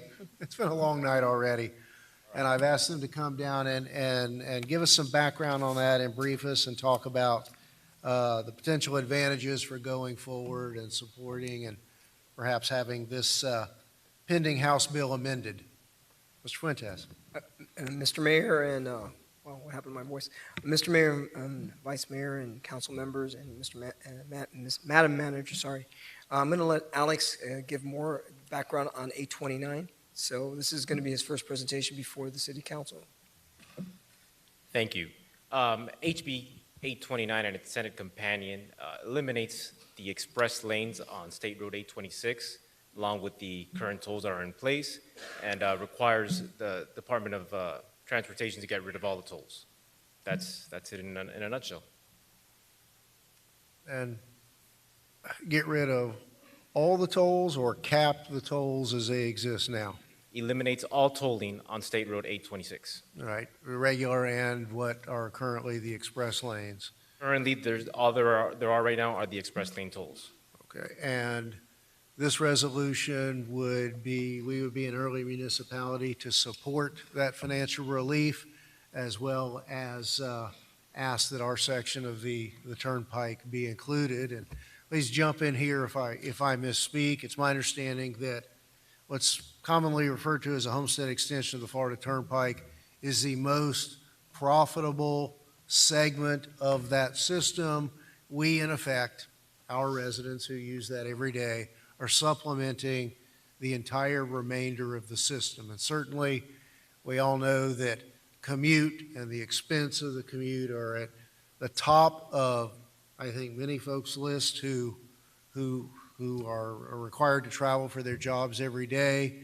And while we find solutions regionally to reduce commute times, we want to work toward helping make it a little less expensive and less financial burden. Is that a fair summary of where this would go? Yes, Mr. Mayor. Thank you. All right. Councilman Shelley. Thank you, Mayor. I support the concept of the resolution, especially advocating that in the event that the House Bill 829 is in fact passed, that it be amended to remove the express lanes on the HEFT portion of the toll. I support that 100%. The only concern that I have, or the discussion I wanted to have, was having spoken to some of the legislators in Tallahassee, this particular bill itself is semi-controversial, and there's a lot of back and forth between the county and the state, dealing with home rule charter and whether or not this is overstepping and regulating the county and vice versa. And so by directly supporting the underlying House Bill 829, we engage ourselves in that type of controversy. And so that's somewhat of the concern, is going so far as actually endorsing and supporting House Bill 829 and engaging in something that affects the 826, which is not within our kind of purview. So what I would be more comfortable with is not taking a position on House Bill 829, but in fact taking a position that in the event that House Bill 829 is passed, that it be amended to address our issue directly, which would be the adding the HEFT and the express lanes onto that bill, but not actually taking a position on the underlying bill itself. And what that does is it allows us to stay out of the fray. We ultimately will need the county for things in the future. We had discussions about building a rapport with the county, and my concern is that if we're supporting something that the majority of the county commission may not be in favor of, then ultimately it puts us kind of at odds with them in that respect. So that would be my only comment, but I support the concept 100%. Certainly, that's a very important distinction and nuance, and I'll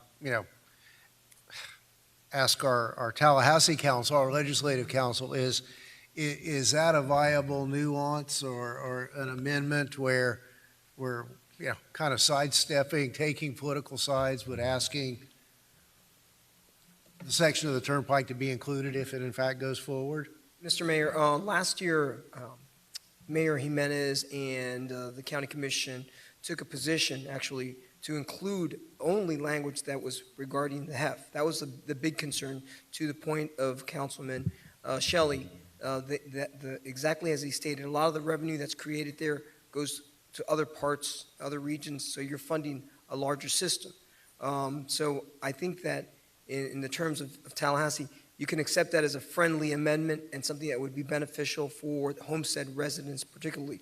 The only thing I'd like to add on 829 is that I think that you may not want to get rid of the full intent of supporting maybe not the bill as in entirety, but the concept of maybe reviewing it or better process for when you put in express lanes. That may be something that would be a way that the sponsor of the bill would be acceptant. So I just don't want to put completely aside 829 and the intent. I know there's, again, I agree with you, Councilman, that there's a lot of political issues, but I think it's important for you to kind of keep some of the concept in place. That's the only thing I'd like to add. So then, am I understanding, though, that in addressing Mr. Shelley's concerns, that it wouldn't be so much of being at odds with the current makeup of the county commission, but with the Tallahassee power structure, so to speak?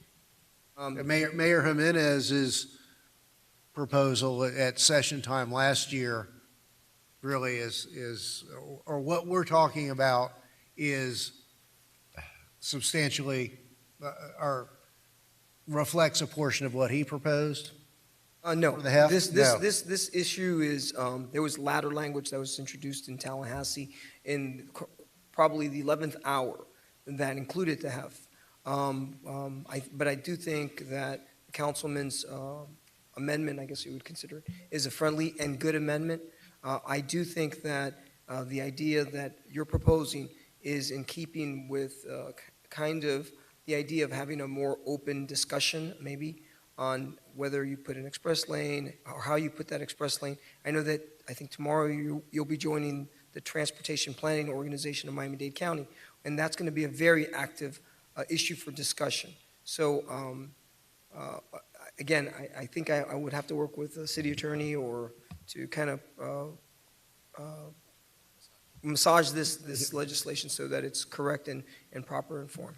That's the only legal term I could come up with, was massaging the term. I have to be careful nowadays The with certain language, terms. the language of the resolution, because time is of the essence. Is that correct? Absolutely. That by the time we have our next council meeting session, we'll be underway for at least a week at that point.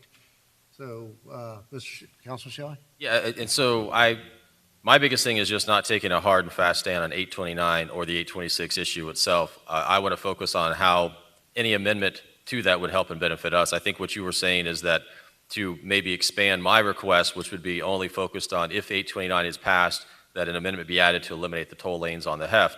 You're saying that the spirit of 829 as well is also potentially establishing a different methodology on determining when express lanes are or are not appropriate. Again, that's okay because that's weighing in on a generalized concept, but it's not directly supporting the 829 bill itself. And I would be okay with that. I just want to be very cautious that we don't take a hard stand that ultimately makes us a lightning rod and we get, either angst by the county or angst by the state. And next thing you know, we're not getting funded anywhere and we have no friends anywhere and over something that we could have maybe addressed without having to address. So that was my concern. Thank you. Okay, so, Mr. Attorney, do you? If I can make a suggestion, and I'll defer, I'm obviously happy to work with Mr. Fuentes. Perhaps we amend the resolution to, instead of directly supporting 829, the city expresses or urges the legislature to consider the adoption of legislation that would implement some sort of methodology for determining whether or not it is appropriate to implement the paid-for express lanes, and to the extent that they decide to move forward with the elimination of express lanes or the tolls thereon, that they have to be included in that. Is sort of what I'm hearing globally. Okay, so if that's the council's wish, if I can just have a motion to amend the resolution to set that forward, and I'll work with Mr. Fuentes on the final product, and we'll forward that to Tallahassee as appropriate. Mr. Shelley? I'll make that motion. All right, we have a motion to Amend to what the adopt city the attorney. amended resolution. Second. I have a second by the Vice Mayor. Do you have any public comment? Any further questions from council? And I got to say, is Mr. Powell, are you still here? That's why our attorney gets the big bucks. He came up with that solution on the fly. As we were talking around it, he cut right to the heart of it. All right. Roll call, Madam Clerk. Councilman Shelley? Yes. Councilwoman Bailey? Councilman Roth? Yes. Councilman Fletcher? Yes. Vice Mayor Faircloth Staggers? Yes. Mayor Losner? Yes. The motion carries. Thank you all. Okay. Thank you, Mr. Fuentes, Mr. Alamo. Thank you. Thank you. All right, my next item, tab 22, car number 2832, to create an ad hoc charter review committee, establishing criteria for member composition, providing for sunset of the committee, and providing for invitation, and providing for an effective date. The background of this item is that the charter, several years ago, one of the amendments provided for a mandated charter review committee every 5 years. The anniversary of that would have been a committee being convened in December of 2017. That did not happen.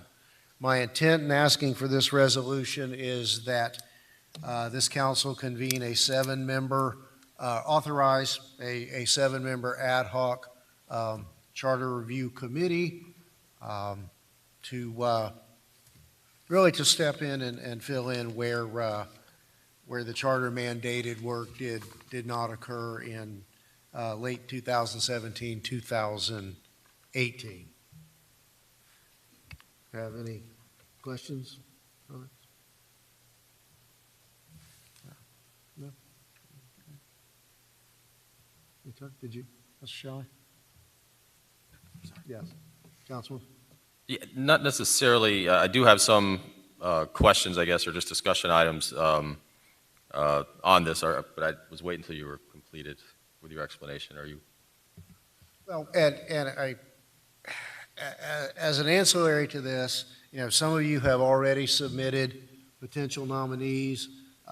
If this, certainly I had intended, if this goes forward, I would ask each of you to submit nominees as well as potential charter questions to be put, just similar to what occurred when you chaired the committee in, I think, 2015. Something along those lines as a fill-in, so that the council, each council member will have a nominee as well as a hand in setting forth certain questions or issues that they would like to have before the committee. Thank you. Thank you, Mayor. And so, first, I thank you or appreciate that you brought it forward in this manner, because I know that that's one of the things, even when I was interimly sitting in the seat, was do we go ahead and move forward under the missed mandatory, and if so, there's a different set of rules that apply to that are more restrictive, and so I appreciate that you brought this forward in this manner, because it allows all seven of us to participate. It allows all seven of us to appoint somebody to that committee, where the other way would have been, I think, a five-member committee, and it would have been solely or subject to ratification by the mayor. So I appreciate this methodology. The one question I do have, more for just discussion, and I don't know if I feel strongly one way or another, but just deals with the composition of the committee itself. The way we have is a supermajority, which I think is great for city residents, and the one-year requirement. The question is, does it allow for, and we had the same debate and discussion not too long ago related to planning and zoning, but does it allow for, or how do we allow for, do we want to allow for business owners to participate in any capacity whatsoever? And we had that debate with planning and zoning on whether you were a business owner or certain requirements, and I can't remember what we ultimately came up with, but I just wanted to put that as a discussion item to see, do we want to include that in some capacity or not, or just limit it to residents only? Well, I know, having chaired a couple of those committees and been members of a couple of other of those committees, in thinking through this and some of the other appointments that the mayor has coming up, that we're a community of over 75,000 now. And I would like to think that we shouldn't have a problem having a majority of qualified residents sitting on those committees, but you as well as other business owners have raised those issues. And again, thinking out loud and thinking forward, I would like to provide a group of people to be designated as advisory members of the community of the committee, to be able to sit in on a non-voting basis, perhaps as a non-resident business owner, to give some advice. And certainly, looking at some of the last several committees, there are members who are perhaps now retired or don't own businesses that I would like to draw upon their experience and history on numerous charter review occasions. Yeah, and that satisfies me. I mean, just as long as, because again, I'm okay with the supermajority. I'm okay with all of that. It was just a matter of, there's not a specific provision here that guarantees but allows for business owners who also have significantly invested in the city potentially to participate. But I think that if you're providing some sort of an advisory committee where it allows those persons to participate in the process even though they don't have a vote, I mean, I think that's a step in the right direction. So. Well, and even so, certainly with the supermajority, we do have the ability to have at least two non-resident voting members. Perfect. That's all. That was all. Thank you, Mayor. Thanks. Right. Vice Mayor, did you? No? All right. Do we have a motion to approve the resolution? Moved by Councilman Fletcher. Seconded by Councilman Roth. Madam Clerk? Councilwoman Bailey? Yes. Councilman Shelley? Yes. Councilman Roth? Yes. Councilman Fletcher? Vice Mayor Fairclough Staggers?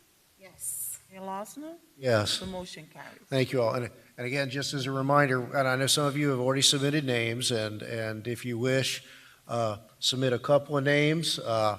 You know, if you're submitting a non-resident for consideration, you know, certainly add as your second nominee a resident, and I'd like to collect those between now and the next council meeting and circulate those and get that committee moving. You know, as Mr. Shelley and I have had experience on those committees, we're going to get them on the November ballot for 2020.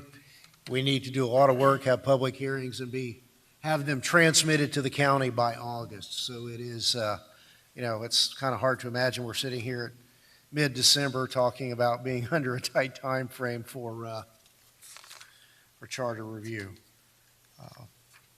Thank you all. All right, next item. Mr. Attorney? 23. Tab 23. Yes, Mr. Mayor, tab 23 was an item for discussion relating to the potential implementation of a moratorium on development. And I think we were just looking for some direction. I know that you had requested this to be put on as to whether or not the council was interested in pursuing this avenue. And if you were, then, you know, James and I would work together to, at a future meeting, come and take your temperature on the methodology within which that would be implemented. Just looking for a little bit direction as to whether or not this is something you're interested in pursuing at all. Thank you. And just for my colleagues, I've asked this to be put on just for discussion purposes to see if there's an appetite to even talk about going down this road in terms of residential development. Certainly tonight we passed on second reading some enhancements to commercial development guidelines. And as I recall, I think the direction to our planning staff when the prior council addressed these issues, I think they have direction now to begin addressing some of the aesthetics and other issues to enhance residential development. And I'll say as an aside, I attended the Cutler Bay State of the City address last week, and they have recently enacted a similar moratorium to give themselves the opportunity to take a breath and address not only residential but commercial. I think we've done, you know, part of the job that we needed to do tonight in passing that, but I just wanted to, you know, try to at least have some discussion as to whether there was any consensus at all to begin talking about taking this kind of action and what the parameters would be on a residential basis. Well, Mr. Shelley? I mean, I'm not opposed to having some sort of discussion. I mean, the question would be what would we be trying to accomplish, which I know is what comes on the next meeting where you guys have more discussion about what we're actually going to be trying to accomplish. But that's my key is, you know, I know I've raised this issue a couple times as we've had some of these multifamily houses and apartments and other things come before us as far as, you know, trying to find some way to comprehensively look at what we have left that could potentially result in multifamily housing and how do we possibly change that? How do we possibly limit that down to single family versus multifamily or townhome concepts, you know, because a lot of times these developers are coming before us and they're applying and they have as a matter of right the ability to build certain things.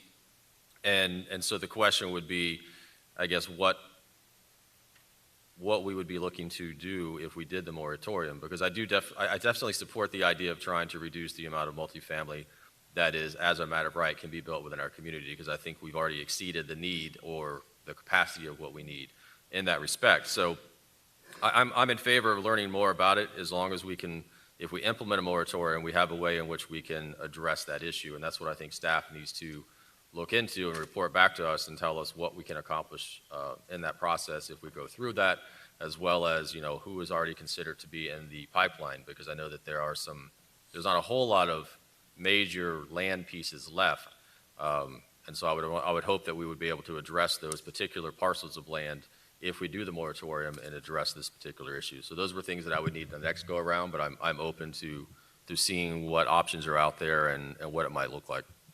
Thank you, Mr. Shelley. Mr. Roth, I've got you next. But Mr. White, if you could jump in here.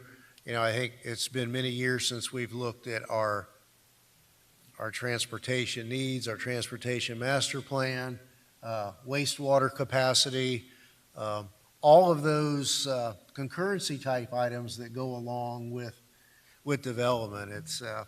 I think I'll borrow a phrase from Mr. White, kind of hit the pause button and be able to see where we are and take a breath and talk about how we can enhance what's left.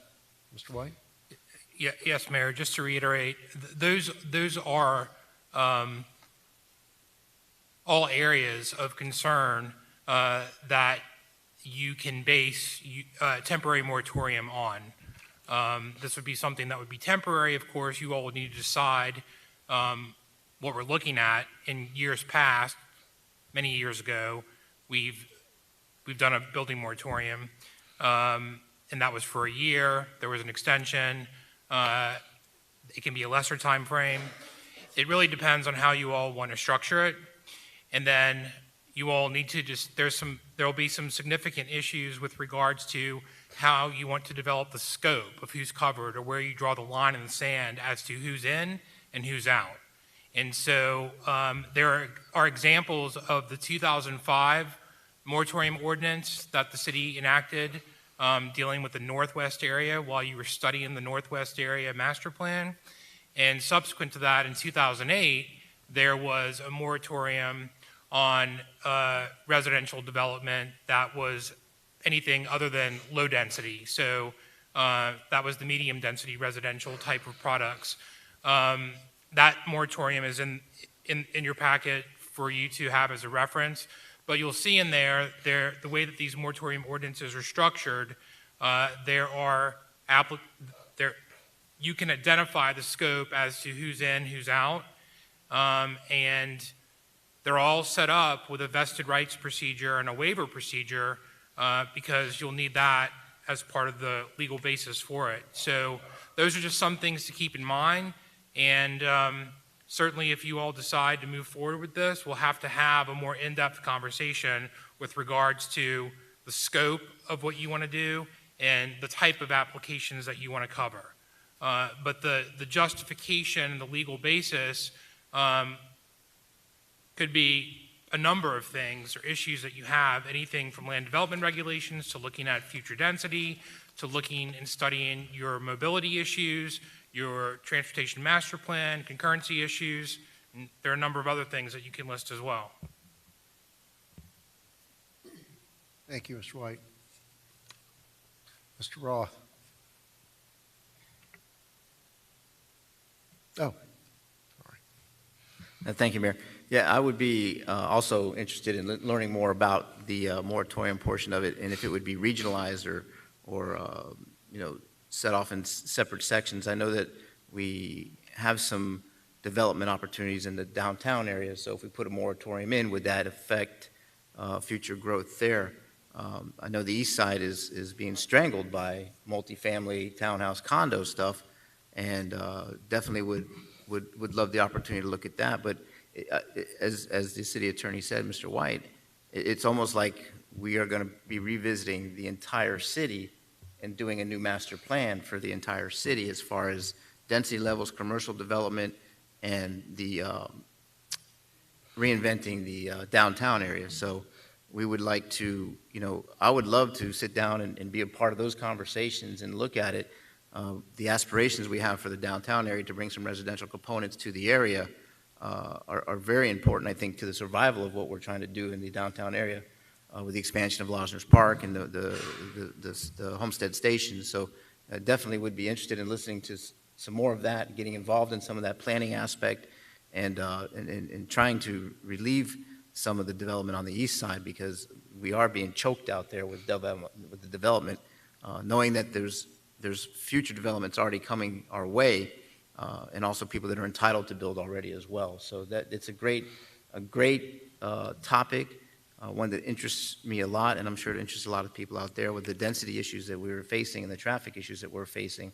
And I think it's a great thing. So I'm looking forward to this conversation. Well, Mr. Roth, in that regard, it would give us an opportunity to rethink what's permitted downtown versus what the current vision is and what has transpired since the codes and master plans were adopted for downtown residential.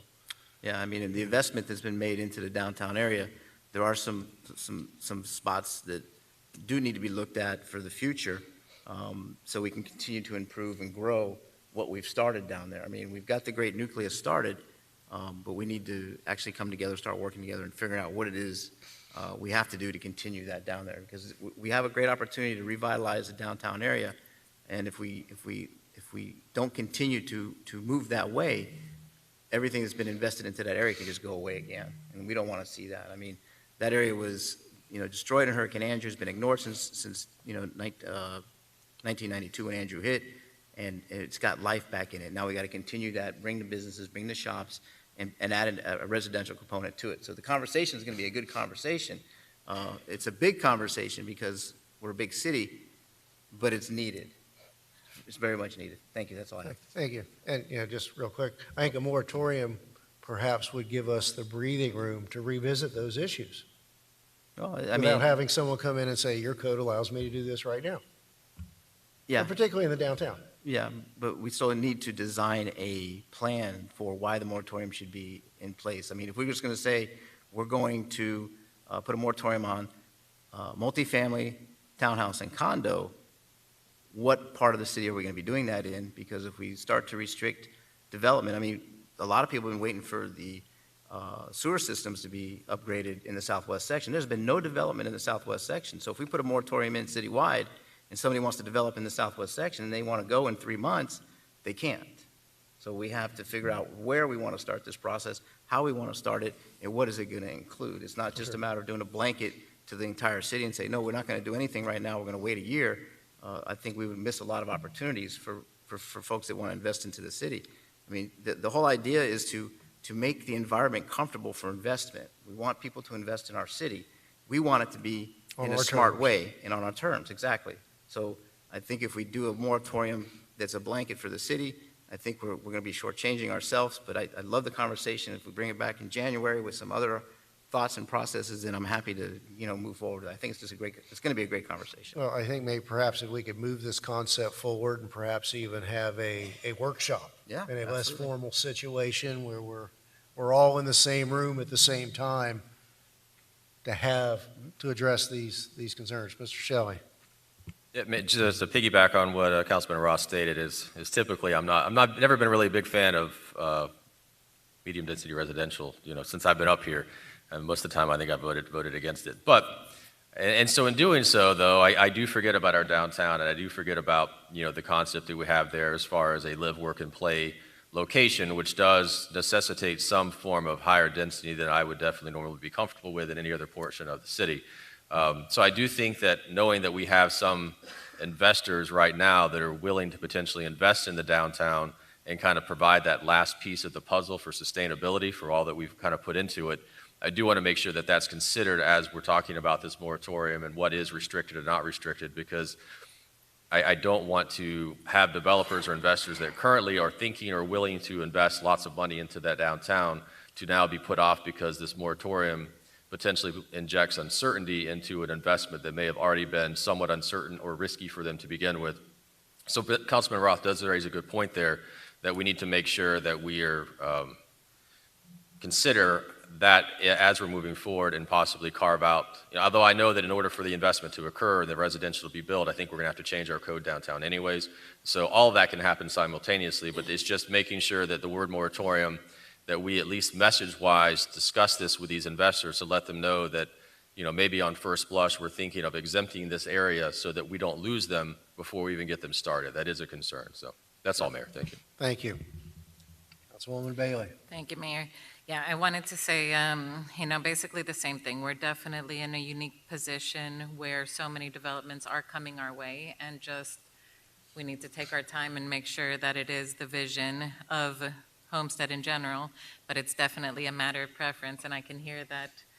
For me, it's more multi-use type buildings. I love the sense of a downtown and walking out to shops.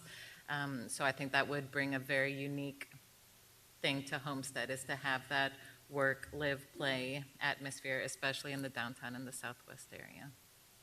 Thank you. Thank you. All right. Do we have a motion to move this forward? Conceptually move forward? That's a public comment?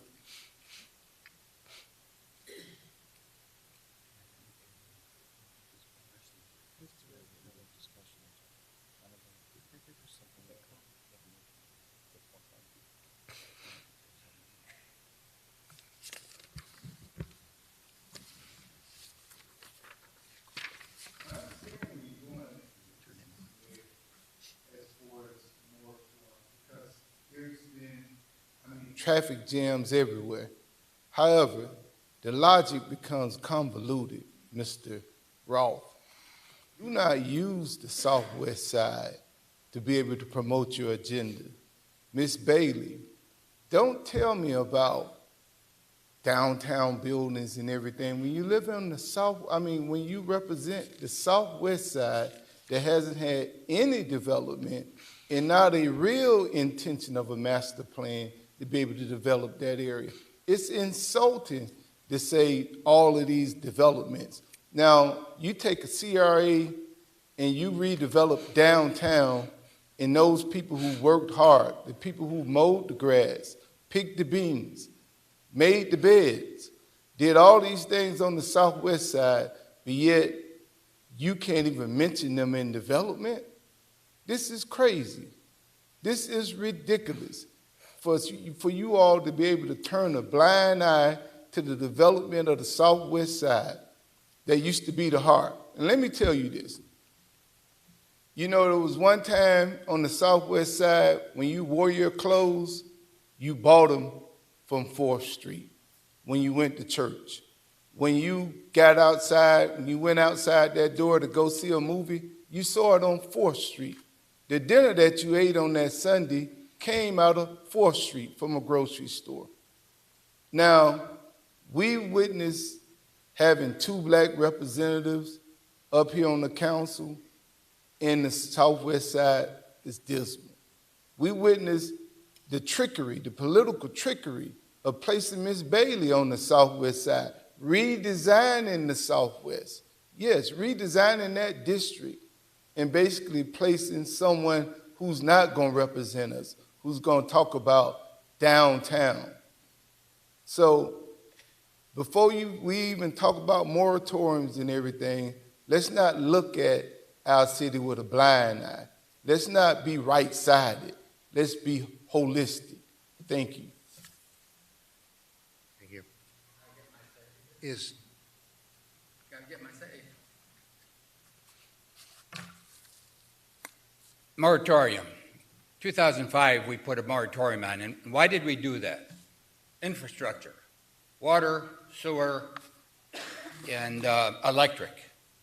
Okay, I don't know what we've done since 2005 to correct any of that. I know that in a report at the end of the year, 50% plus or minus of our water now we have to buy because we're over our limit, which is what, 7 million gallons a day? So we bumped against that, and we haven't changed it. Our sewage, I'm told 50% goes to the county now. So we're over capacity there. We're over capacity in the water usage, and we have to buy electric from Florida Power and Light. That's all infrastructure, and it hasn't changed. It's gotten worse since 2005. And the fact that it didn't get extended, or that it didn't happen 3-4 years ago to stop what's happened out there, the horse is out of the barn from that standpoint. So where we are, we've got very small parts of land we can develop anymore. It's almost done. We're about almost through with residential development. Infrastructure, we haven't caught up. Moratorium, you got to have it. It's not a should we discuss it, is it good? You got to have a moratorium. We're behind on all this stuff. Thank you.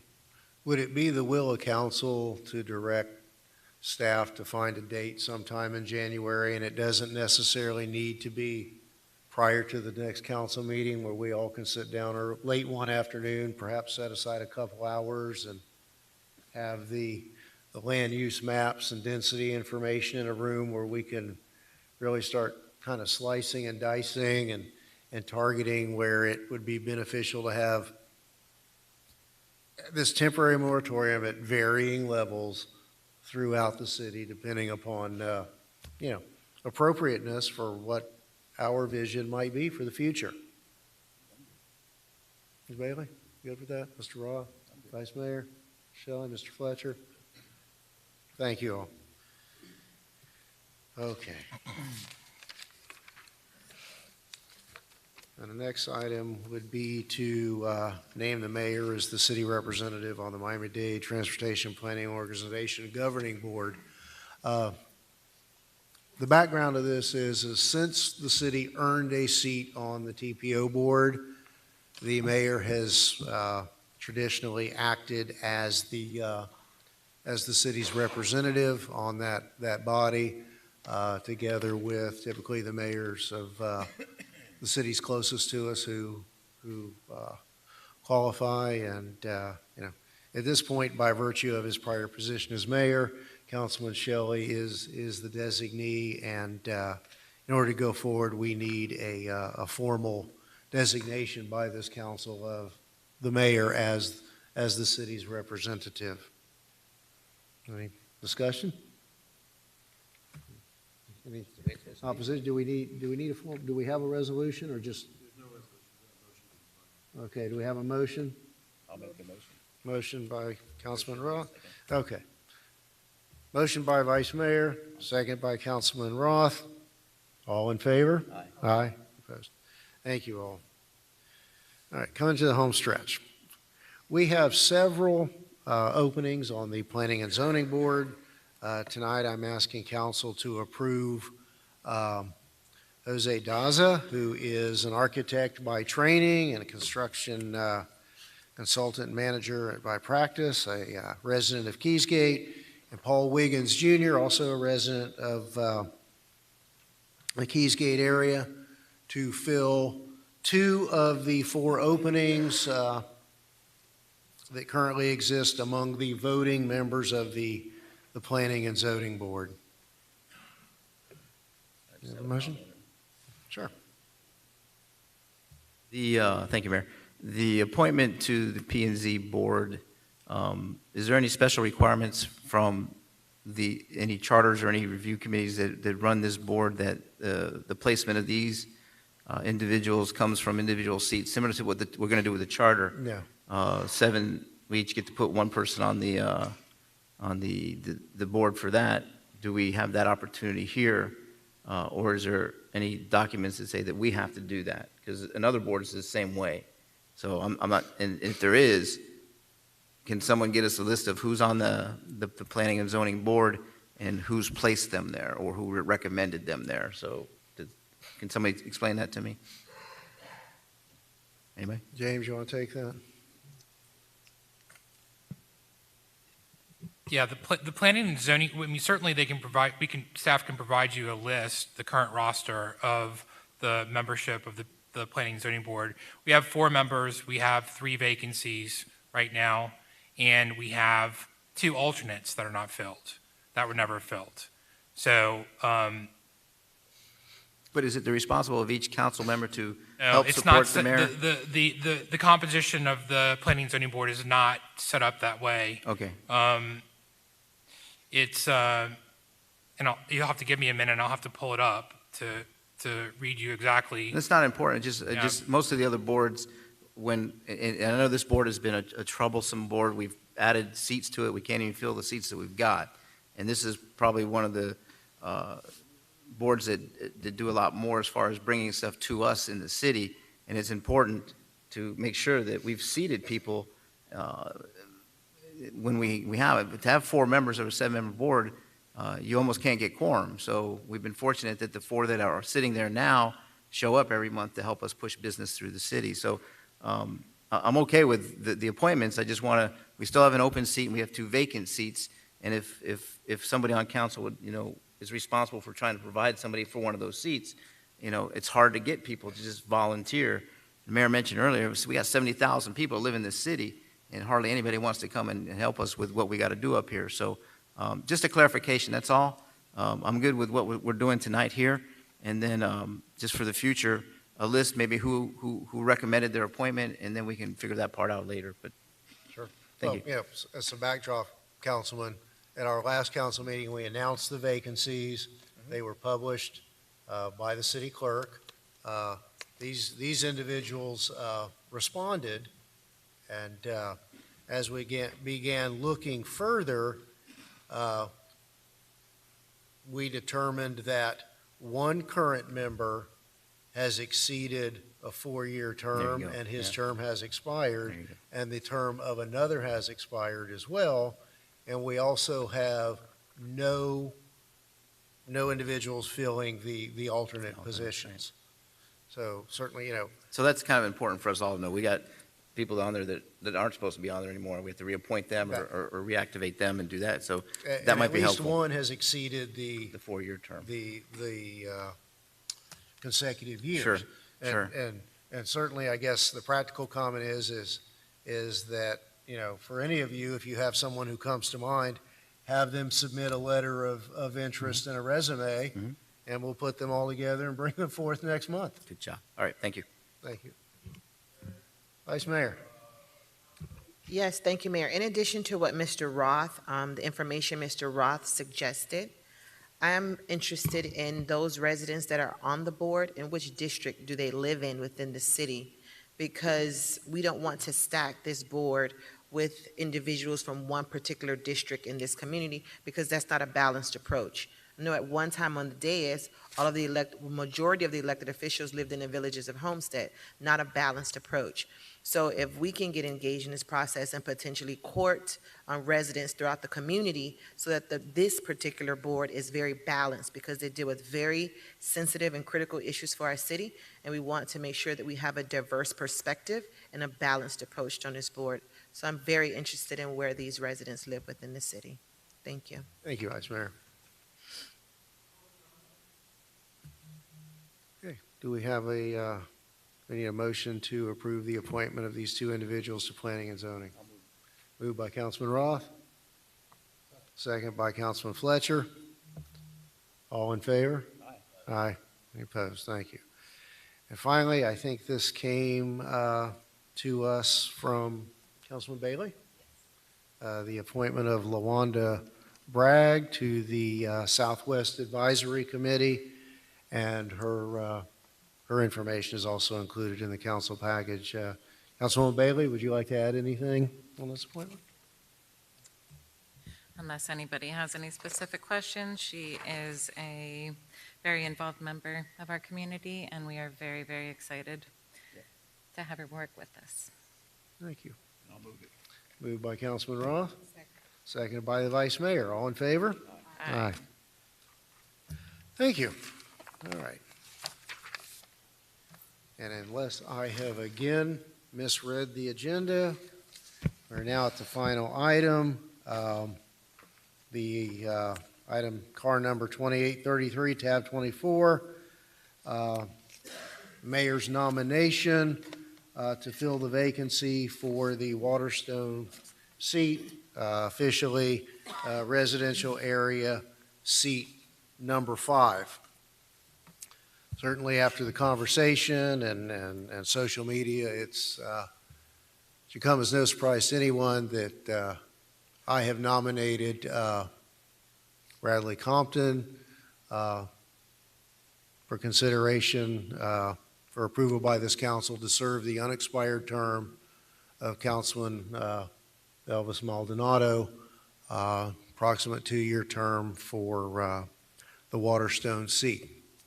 A little bit of background is that the charter provides that in the event of a vacancy of this level of duration, the mayor has the opportunity to nominate someone subject to council approval. The vacancy was legally advertised by the city clerk. Letters of intent and resumes were submitted. Questionnaires were completed, and to my knowledge, all of those who expressed an interest had ample opportunity and, in fact, either had in-person or at least telephonic interviews with each and every member of council. My letter of nomination is contained in the council file, and I would like to, for the public and for the record, read from a portion of that and expand a little bit on my my comments. First of all, there were 5 applicants. In alphabetical order, they were Erica Avila, Bradley Compton, Curtis Cooper, Mayco Enriquez, and Walter Jenkins III.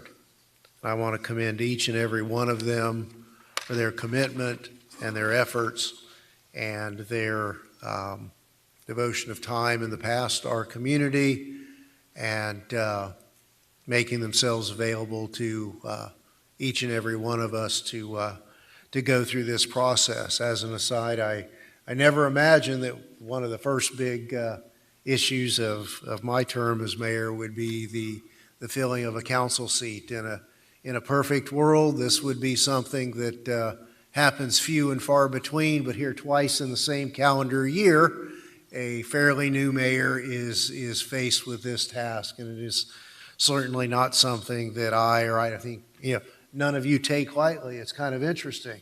Mr. Fletcher, who was first elected to council 20 years ago, was also in an appointment situation. And it's kind of ironic that as we talk about charter review, that appointment that was done in 1999, early 2000, triggered a lot of backlash and an electoral wave in 2001, and ultimately resulted in a huge overhaul of the charter. And I'm not suggesting that any of that will be the result, again, of the job that faces us tonight. It's just funny how the more time goes by, sometimes we see things over and over again. From my letter that was circulated to council, in considering the nomination to be made, the undersigned has given special consideration to the comprehensive knowledge and understanding of the issues expected to come before council, the likelihood of the existence of either an actual or perceived conflict of interest arising with respect to the usual employment or income-producing activities, not only of the applicant, but also of members of their household. I've considered their education, life experiences, community service, and public stances on growth management, land use, charter, and code issues, and their familiarity to residents. I've also considered which candidate, in my opinion, the mayor's just one vote, my opinion is one vote, and it is best suited to be a proactive member of council and understands the legislative role of a local official. Each of the candidates were asked what their top 5 priorities would be, and their priorities were compared for consistency with the known concerns of residents and my belief of the priorities of the mayor and council. And I'd like to add, for my colleagues and for the public, some of my personal feelings on the philosophy of an appointment in general, and why I arrived at the decision I did, so that as council goes forward, they'll have that additional feeling. The nomination and approval of a designee to serve out the unexpired term of a departing member of council is perhaps the most momentous decision to be made by elected officials. The charter vests in us the duty and obligation to stand in the shoes of voters to select one to serve in a unique position from among our citizens. We must choose the most qualified to act on their behalf. In effect, we 6 are casting ballots on behalf of all voters. And that is a burden and responsibility of office far beyond most others we undertake in scope and effect. And to that end, I would like to expand upon the thoughts and rationale set forth in my letter of nomination so that each of you and the public will further understand my philosophy, which has led to my nomination of Mr. Compton. For me, holding elected office is the ultimate grant of trust by the community and is truly a sacred honor and privilege. And while I admit that great and admirable public service can be achieved without holding office, there is a unique ability to do more while standing upon the elevated platform of an elected position. In that regard, it is my firm belief that running a campaign and being vetted by the voters makes one more appreciative and respectful of the office once it is attained. In my view, this experience likely makes one a better and more altruistic and introspective public leader. Interestingly, of the 6 of us here on the dais, 4 of us have personally experienced close association with an unsuccessful campaign for local office. The nominee has successfully campaigned for and held office in his community development district and received a respectable number of votes for mayor in a 4-way race in a contest with 3 political veterans who were well known and much better funded. The nominee is well known to this community. It is my belief that a council seat should be earned. It is not a political reward or return of a favor. This nomination is not about either building or preventing a coalition. It is about installing one who is most well-versed in the issues, can best articulate a position, and understand the complex questions to come before us over the next 2 years. I have also considered who, in my view, is least likely, by virtue of his or her own career path or that of their spouse, to be compromised or unduly influenced by those who come before us to seek accommodation or contract that is not in the best interest of the city or its people. All of the applicants bring their own qualities and record of service to the discussion. I am confident we will see more than one of their names on a future ballot, and some will serve on city boards, all with the goal of building a better Homestead. Let us all applaud each one of them for their dedication and willingness to serve.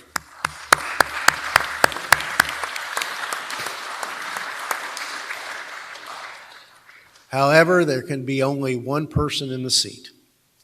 And by virtue of his extensive educational credentials, service history, and prior efforts to stand for citywide election, it is my belief that Bradley Compton best meets the criteria that represent the standard for appointment to public office.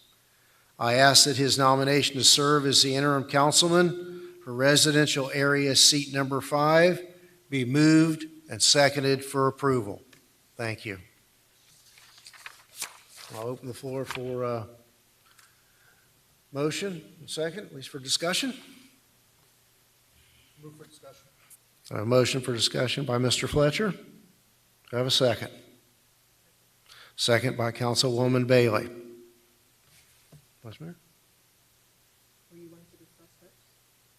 Go ahead. Mr. Fletcher. Thank you, Mr. Mayor. Just as a point of reference, as Mayor Losner stated earlier, I was involved in one of these issues 20 years ago, and I can tell you there was very little input provided from the community back at that time. It was a strong-willed couple of folks on the council that ended up addressing and basically appointing an individual who was not qualified at the time to perform the duties, and basically provided a overall control of the council at that time. I definitely think that the individuals that have all applied for this position all bring a different perspective to the council potential. However, based off of community input through more than 75 emails and telephone calls throughout the last few days, one candidate has more supporters than others. However, everybody seems to talk well about the other candidates as well. So it makes a difficult decision for us to try and move forward. But based off of the information and the data that's been provided from the members of the community, and that's what we are up here to do, is represent the community as a whole. I believe Mr. Compton also to be the best representative at this point in time. Thank you, Mr. Mayor. Thank you, Mr. Fletcher. Colleagues?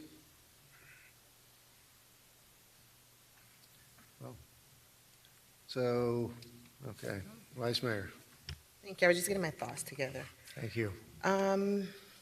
I'd like to first publicly commend all of the applicants who applied for this position. I had the opportunity to meet with all 4 of them, and I can definitely say that they all have strengths and weaknesses. They were definitely prepared to answer the questions or clarify the questions that were in the packet, but truthfully, the questions that I had prepared for them, they couldn't prepare for. Because as leaders, we have to look beyond the ability to articulate, although very important, education, but we also have to look at those soft skills, because my firm belief is you have to go beyond policy and understand that you work with people. And you can be as smart as you want and have that intellectual capacity, but if you can't work with the community and as a team, then you're going to be ineffective individually and will be ineffective collectively. So with that, I was looking for someone who was more of a unifier, one who didn't come up here to work with a certain sector of the council, but all of the council. So some of the things that I ruled out because I did not want to be biased. I ruled out this being a consolation prize because he publicly endorsed you as mayor. I ruled that out. I ruled the fact out that he ran for public office. I mean, there was another candidate that ran for public office too. The others probably didn't want to run for mayor. They may have wanted to opt to run for the WATERSTONE seat in 2 years. So I ruled that out. I ruled out prior relationships with the applicants, well, the potential appointees to anyone up here. And I respectfully submit that I had no relationship with any one of you. I was fortunate to have had the opportunity to speak to some of you, but there were some missed opportunities with some of the appointees, because to me it was clear that they weren't interested in working with me.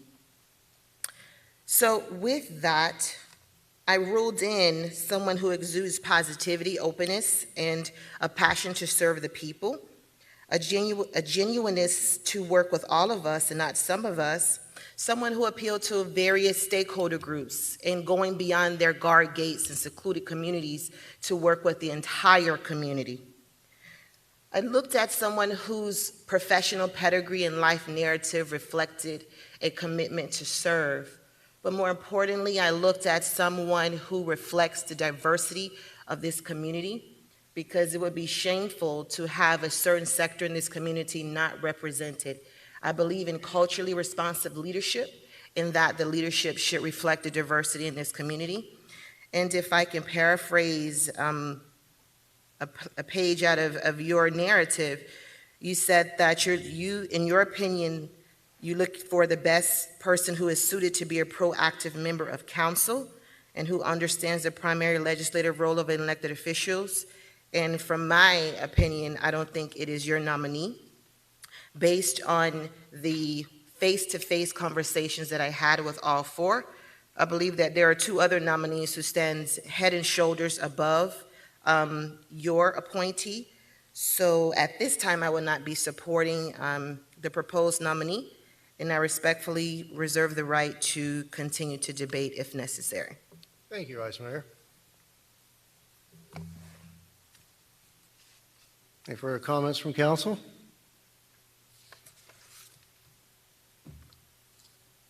Ms. Bailey. This is definitely one of the toughest decisions to be faced with. It is already tough enough to deal with one yes or no answer that that holds so much weight in a community, but this one really, I would love to have further discussions with our charter review and look at something that anything over 6 months be a special election, because this is a lot. I think that we had five great residents apply. I have to echo Vice Mayor in really wanting to reflect the diversity of our community. That is incredibly important to me as well. Looking for a unifier. I know quite a few of the applicants personally, and it's incredibly hard for me. I'm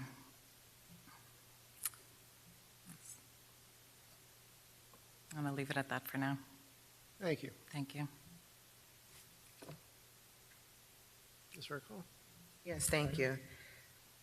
I should have prefaced my comments by saying this. When I ran for office in 8 years ago, I didn't have any background information on politics. I wasn't well versed on the charter or the code and resolutions. I didn't know what ACUS, I know none of that. But I knew how to lead. And I knew that I could learn all of this in a textbook.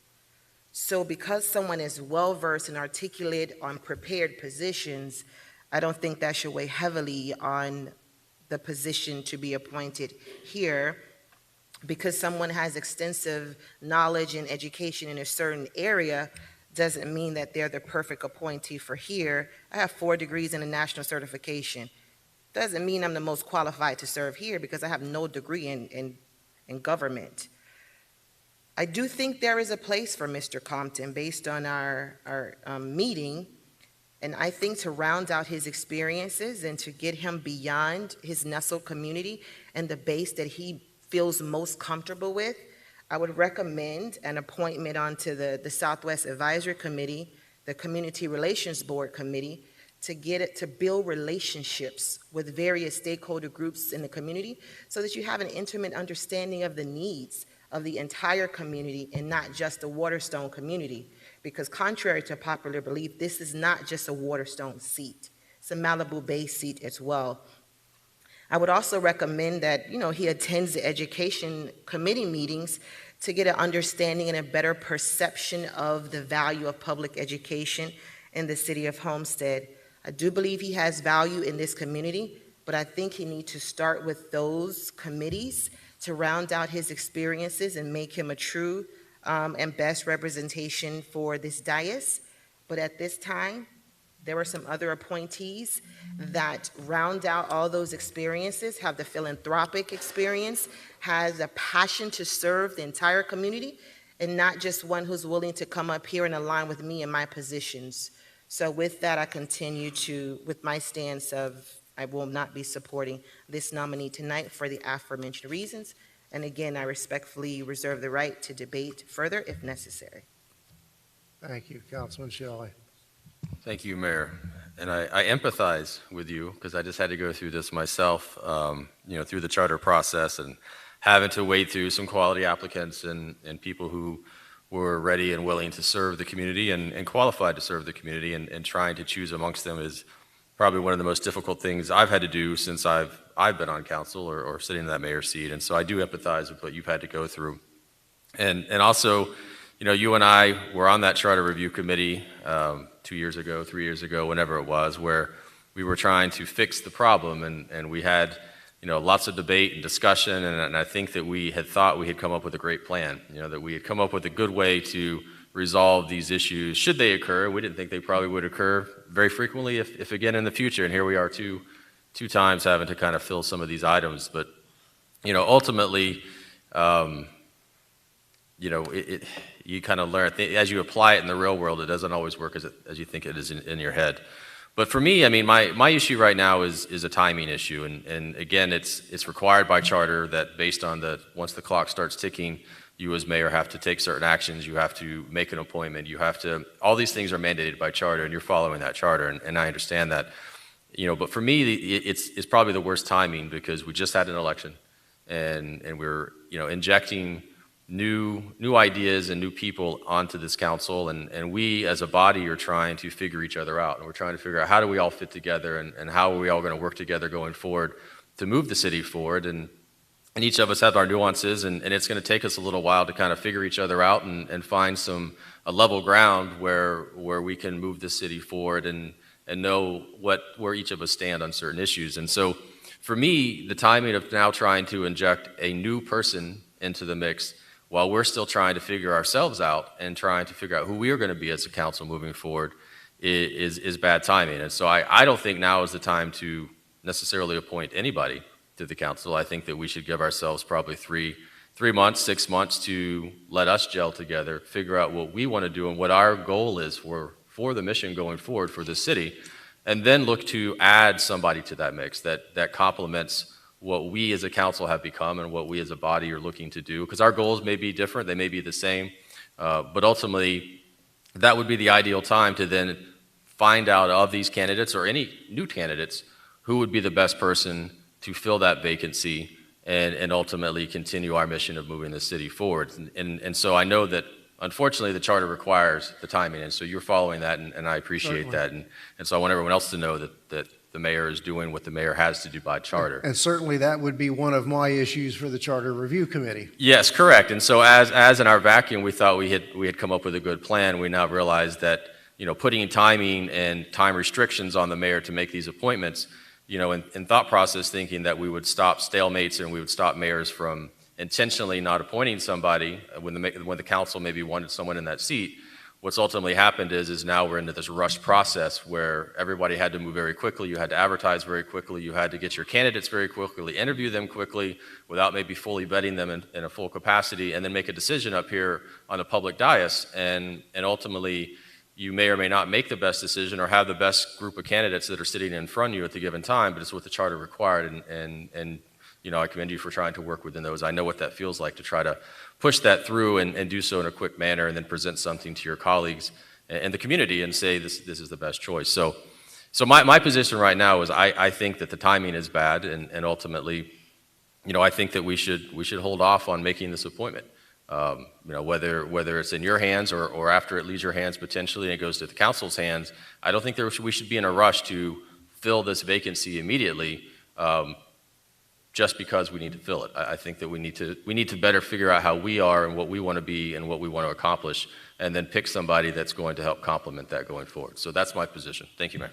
Thank you, Councilman Shelley. And in that regard, I'd kind of like if council could give me some feedback on their thoughts on Mr. Shelley's position and perhaps come to some agreement that no action will occur until on or after a date certain. We could reinstitute the process, but not, for example, not before a given date, and provide the mayor with an opportunity to submit a nomination prior to council exercising its authority to do so, as it has the right to do now on the 61st day following the vacancy, which coincidentally, the 61st day is the date of our January council meeting.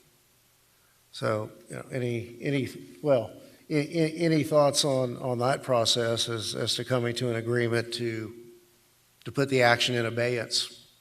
I mean, arbitrary date, April 15th, April 18th, whatever it may be. Vice Mayor? Yes, thank you, Mayor. What I say is we vote on this tonight. We vote this up or down tonight. If we want to change the whole process moving forward, I think we do that with the Charter Review Committee, but I don't like changing rules in the middle of the game right now. This is on the table for us to vote tonight. Let's vote it up or down, continue the process. I believe that Waterstone deserves representation. Yes, we have to gel and get to know one another, get acclimated to each other's way of work, to work as a team. But I will not support any delaying of this process. This is before us tonight. Let's vote, and we tackle your concerns, which I think are valid, at the charter review process. Thank you. Procedurally, then, at this point, there is no motion or a second that would trigger a vote on the nomination. Oh, I'm sorry, Mr. Roth. Thank you, Mayor. Yeah, this is the second process in within a year that we had to go through, and it's very challenging. The first one was for 8 months. This one is for almost a full term of what the mayor serves, and all of us have dedicated many hours to interviewing and reading on each of the candidates that came forward, and I do have to also commend them for stepping forward. After tonight, I'm like, why do I do this every night? I just can't. This is unbelievable, some of the stuff we have to put up with and the pressures. And then coming off of a campaign that was pressure-filled is another thing. So I'm kind of in agreement that we need to figure out who we are now. We have other decisions and other things to make coming in the near future. And I would have no problem voting this up or down tonight, not changing the rules, and then addressing some of these other problems that we're facing with the timing and all those things. I was comfortable with 6 up here during the period that we had 6 up here. I'll be comfortable up here with 6 up here now until we find the person that fits the direction that we want to take this council in this city into the future. So I'm kind of with the agreement with Shelley. I'm in agreement with Bailey that this is a challenging, hard thing to put forth. I'm in agreement with the vice mayor that we voted up or down tonight and then move forward. We're not going to change the rules midstream. I don't think that we do anybody any justice by changing rules midstream. That way it brings closure to those candidates that applied.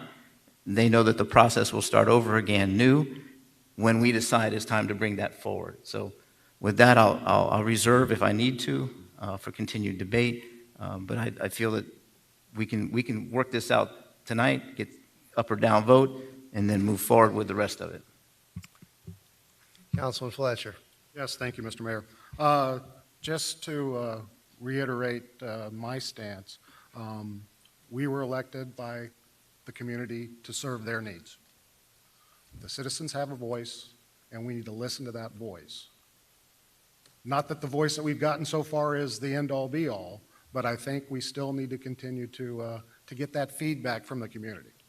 Okay, as I stated, over 80% of the calls I got were in support of one individual. Others had a number of supporters for them as well. Maybe it's the timing, it's the holidays, nobody really wants to get involved at this point in time, but I think that we were chosen. This is going to fall on our shoulders to make this decision. I think we need to do it quickly rather than prolong this for 6 or 8 months. The city charter states that we have 7 members on this council. We need to ensure that we're meeting the intent for the community. Thank you. Thank you. Vice Mayor? Thank you. With that, I think we need to proceed with what the charter, what is within the provisions of the charter. If the mayor's appointee is not appointed within 60 days, then we move forward with the council appointee. Let's continue with that process and deal with anything else at the Charter Review Committee. So with that, I ask that we call the question. Before we do that, Vice Mayor, I'd like to get some advice from the attorney as to the potential process going forward. If the mayor's nominee is moved, seconded, and failed, what would be the process between now, or our options between now and the 60th day? Are we constrained to draw from this particular pool?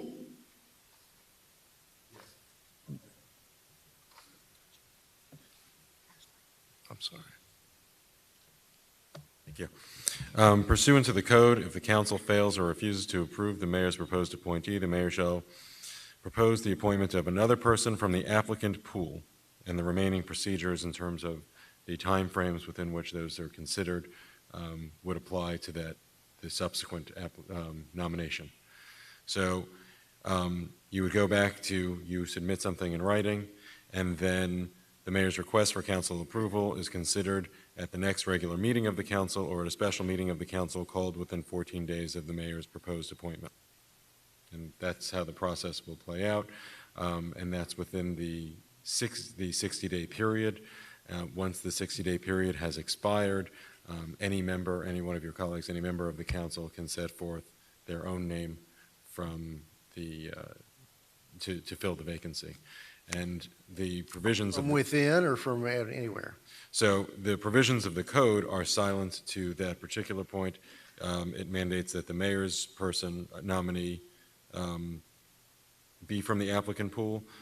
The code implementing that charter provision is silent on the appointment from the council as a whole, so it doesn't impose that same restriction. That's a codified restriction on the mayoral process, and there is nothing in place in the code beyond that. So you go to the charter language, it just says that within 60 days they can nominate somebody.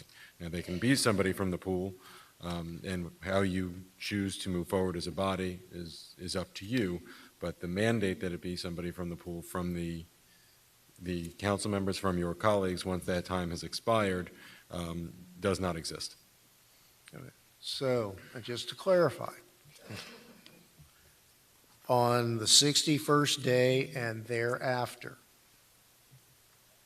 any member of this council can nominate any qualified elector. Qualified Yeah. person. Anyone who lives, They who meets the must meet the registration. criteria, they must Yeah. reside within the residential Right. district. A qualified elector Yes, for I'm that sorry. seat, from within or without of the pool, without any prior notice or vetting from council. That nomination could come out of the clear blue on the 61st day. Is that correct? It could, as the code is written. It's up to you all what process you choose to follow with respect to how you vet the candidates, and I would defer to you as a body as to how you choose to implement that. Okay. Thank you. Would anyone like to make a motion?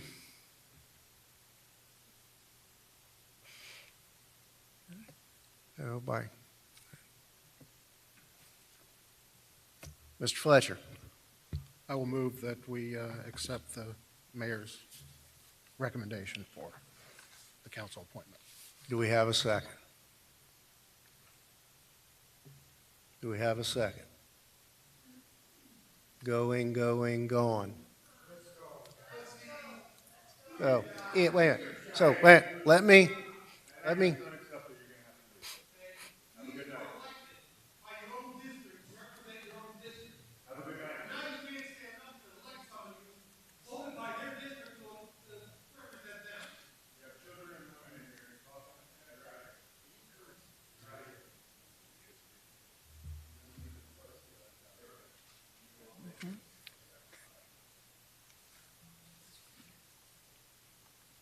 So then, Mr. Pearl, if during the 60-day period, all of the original 5 then are eligible to be Correct. renominated?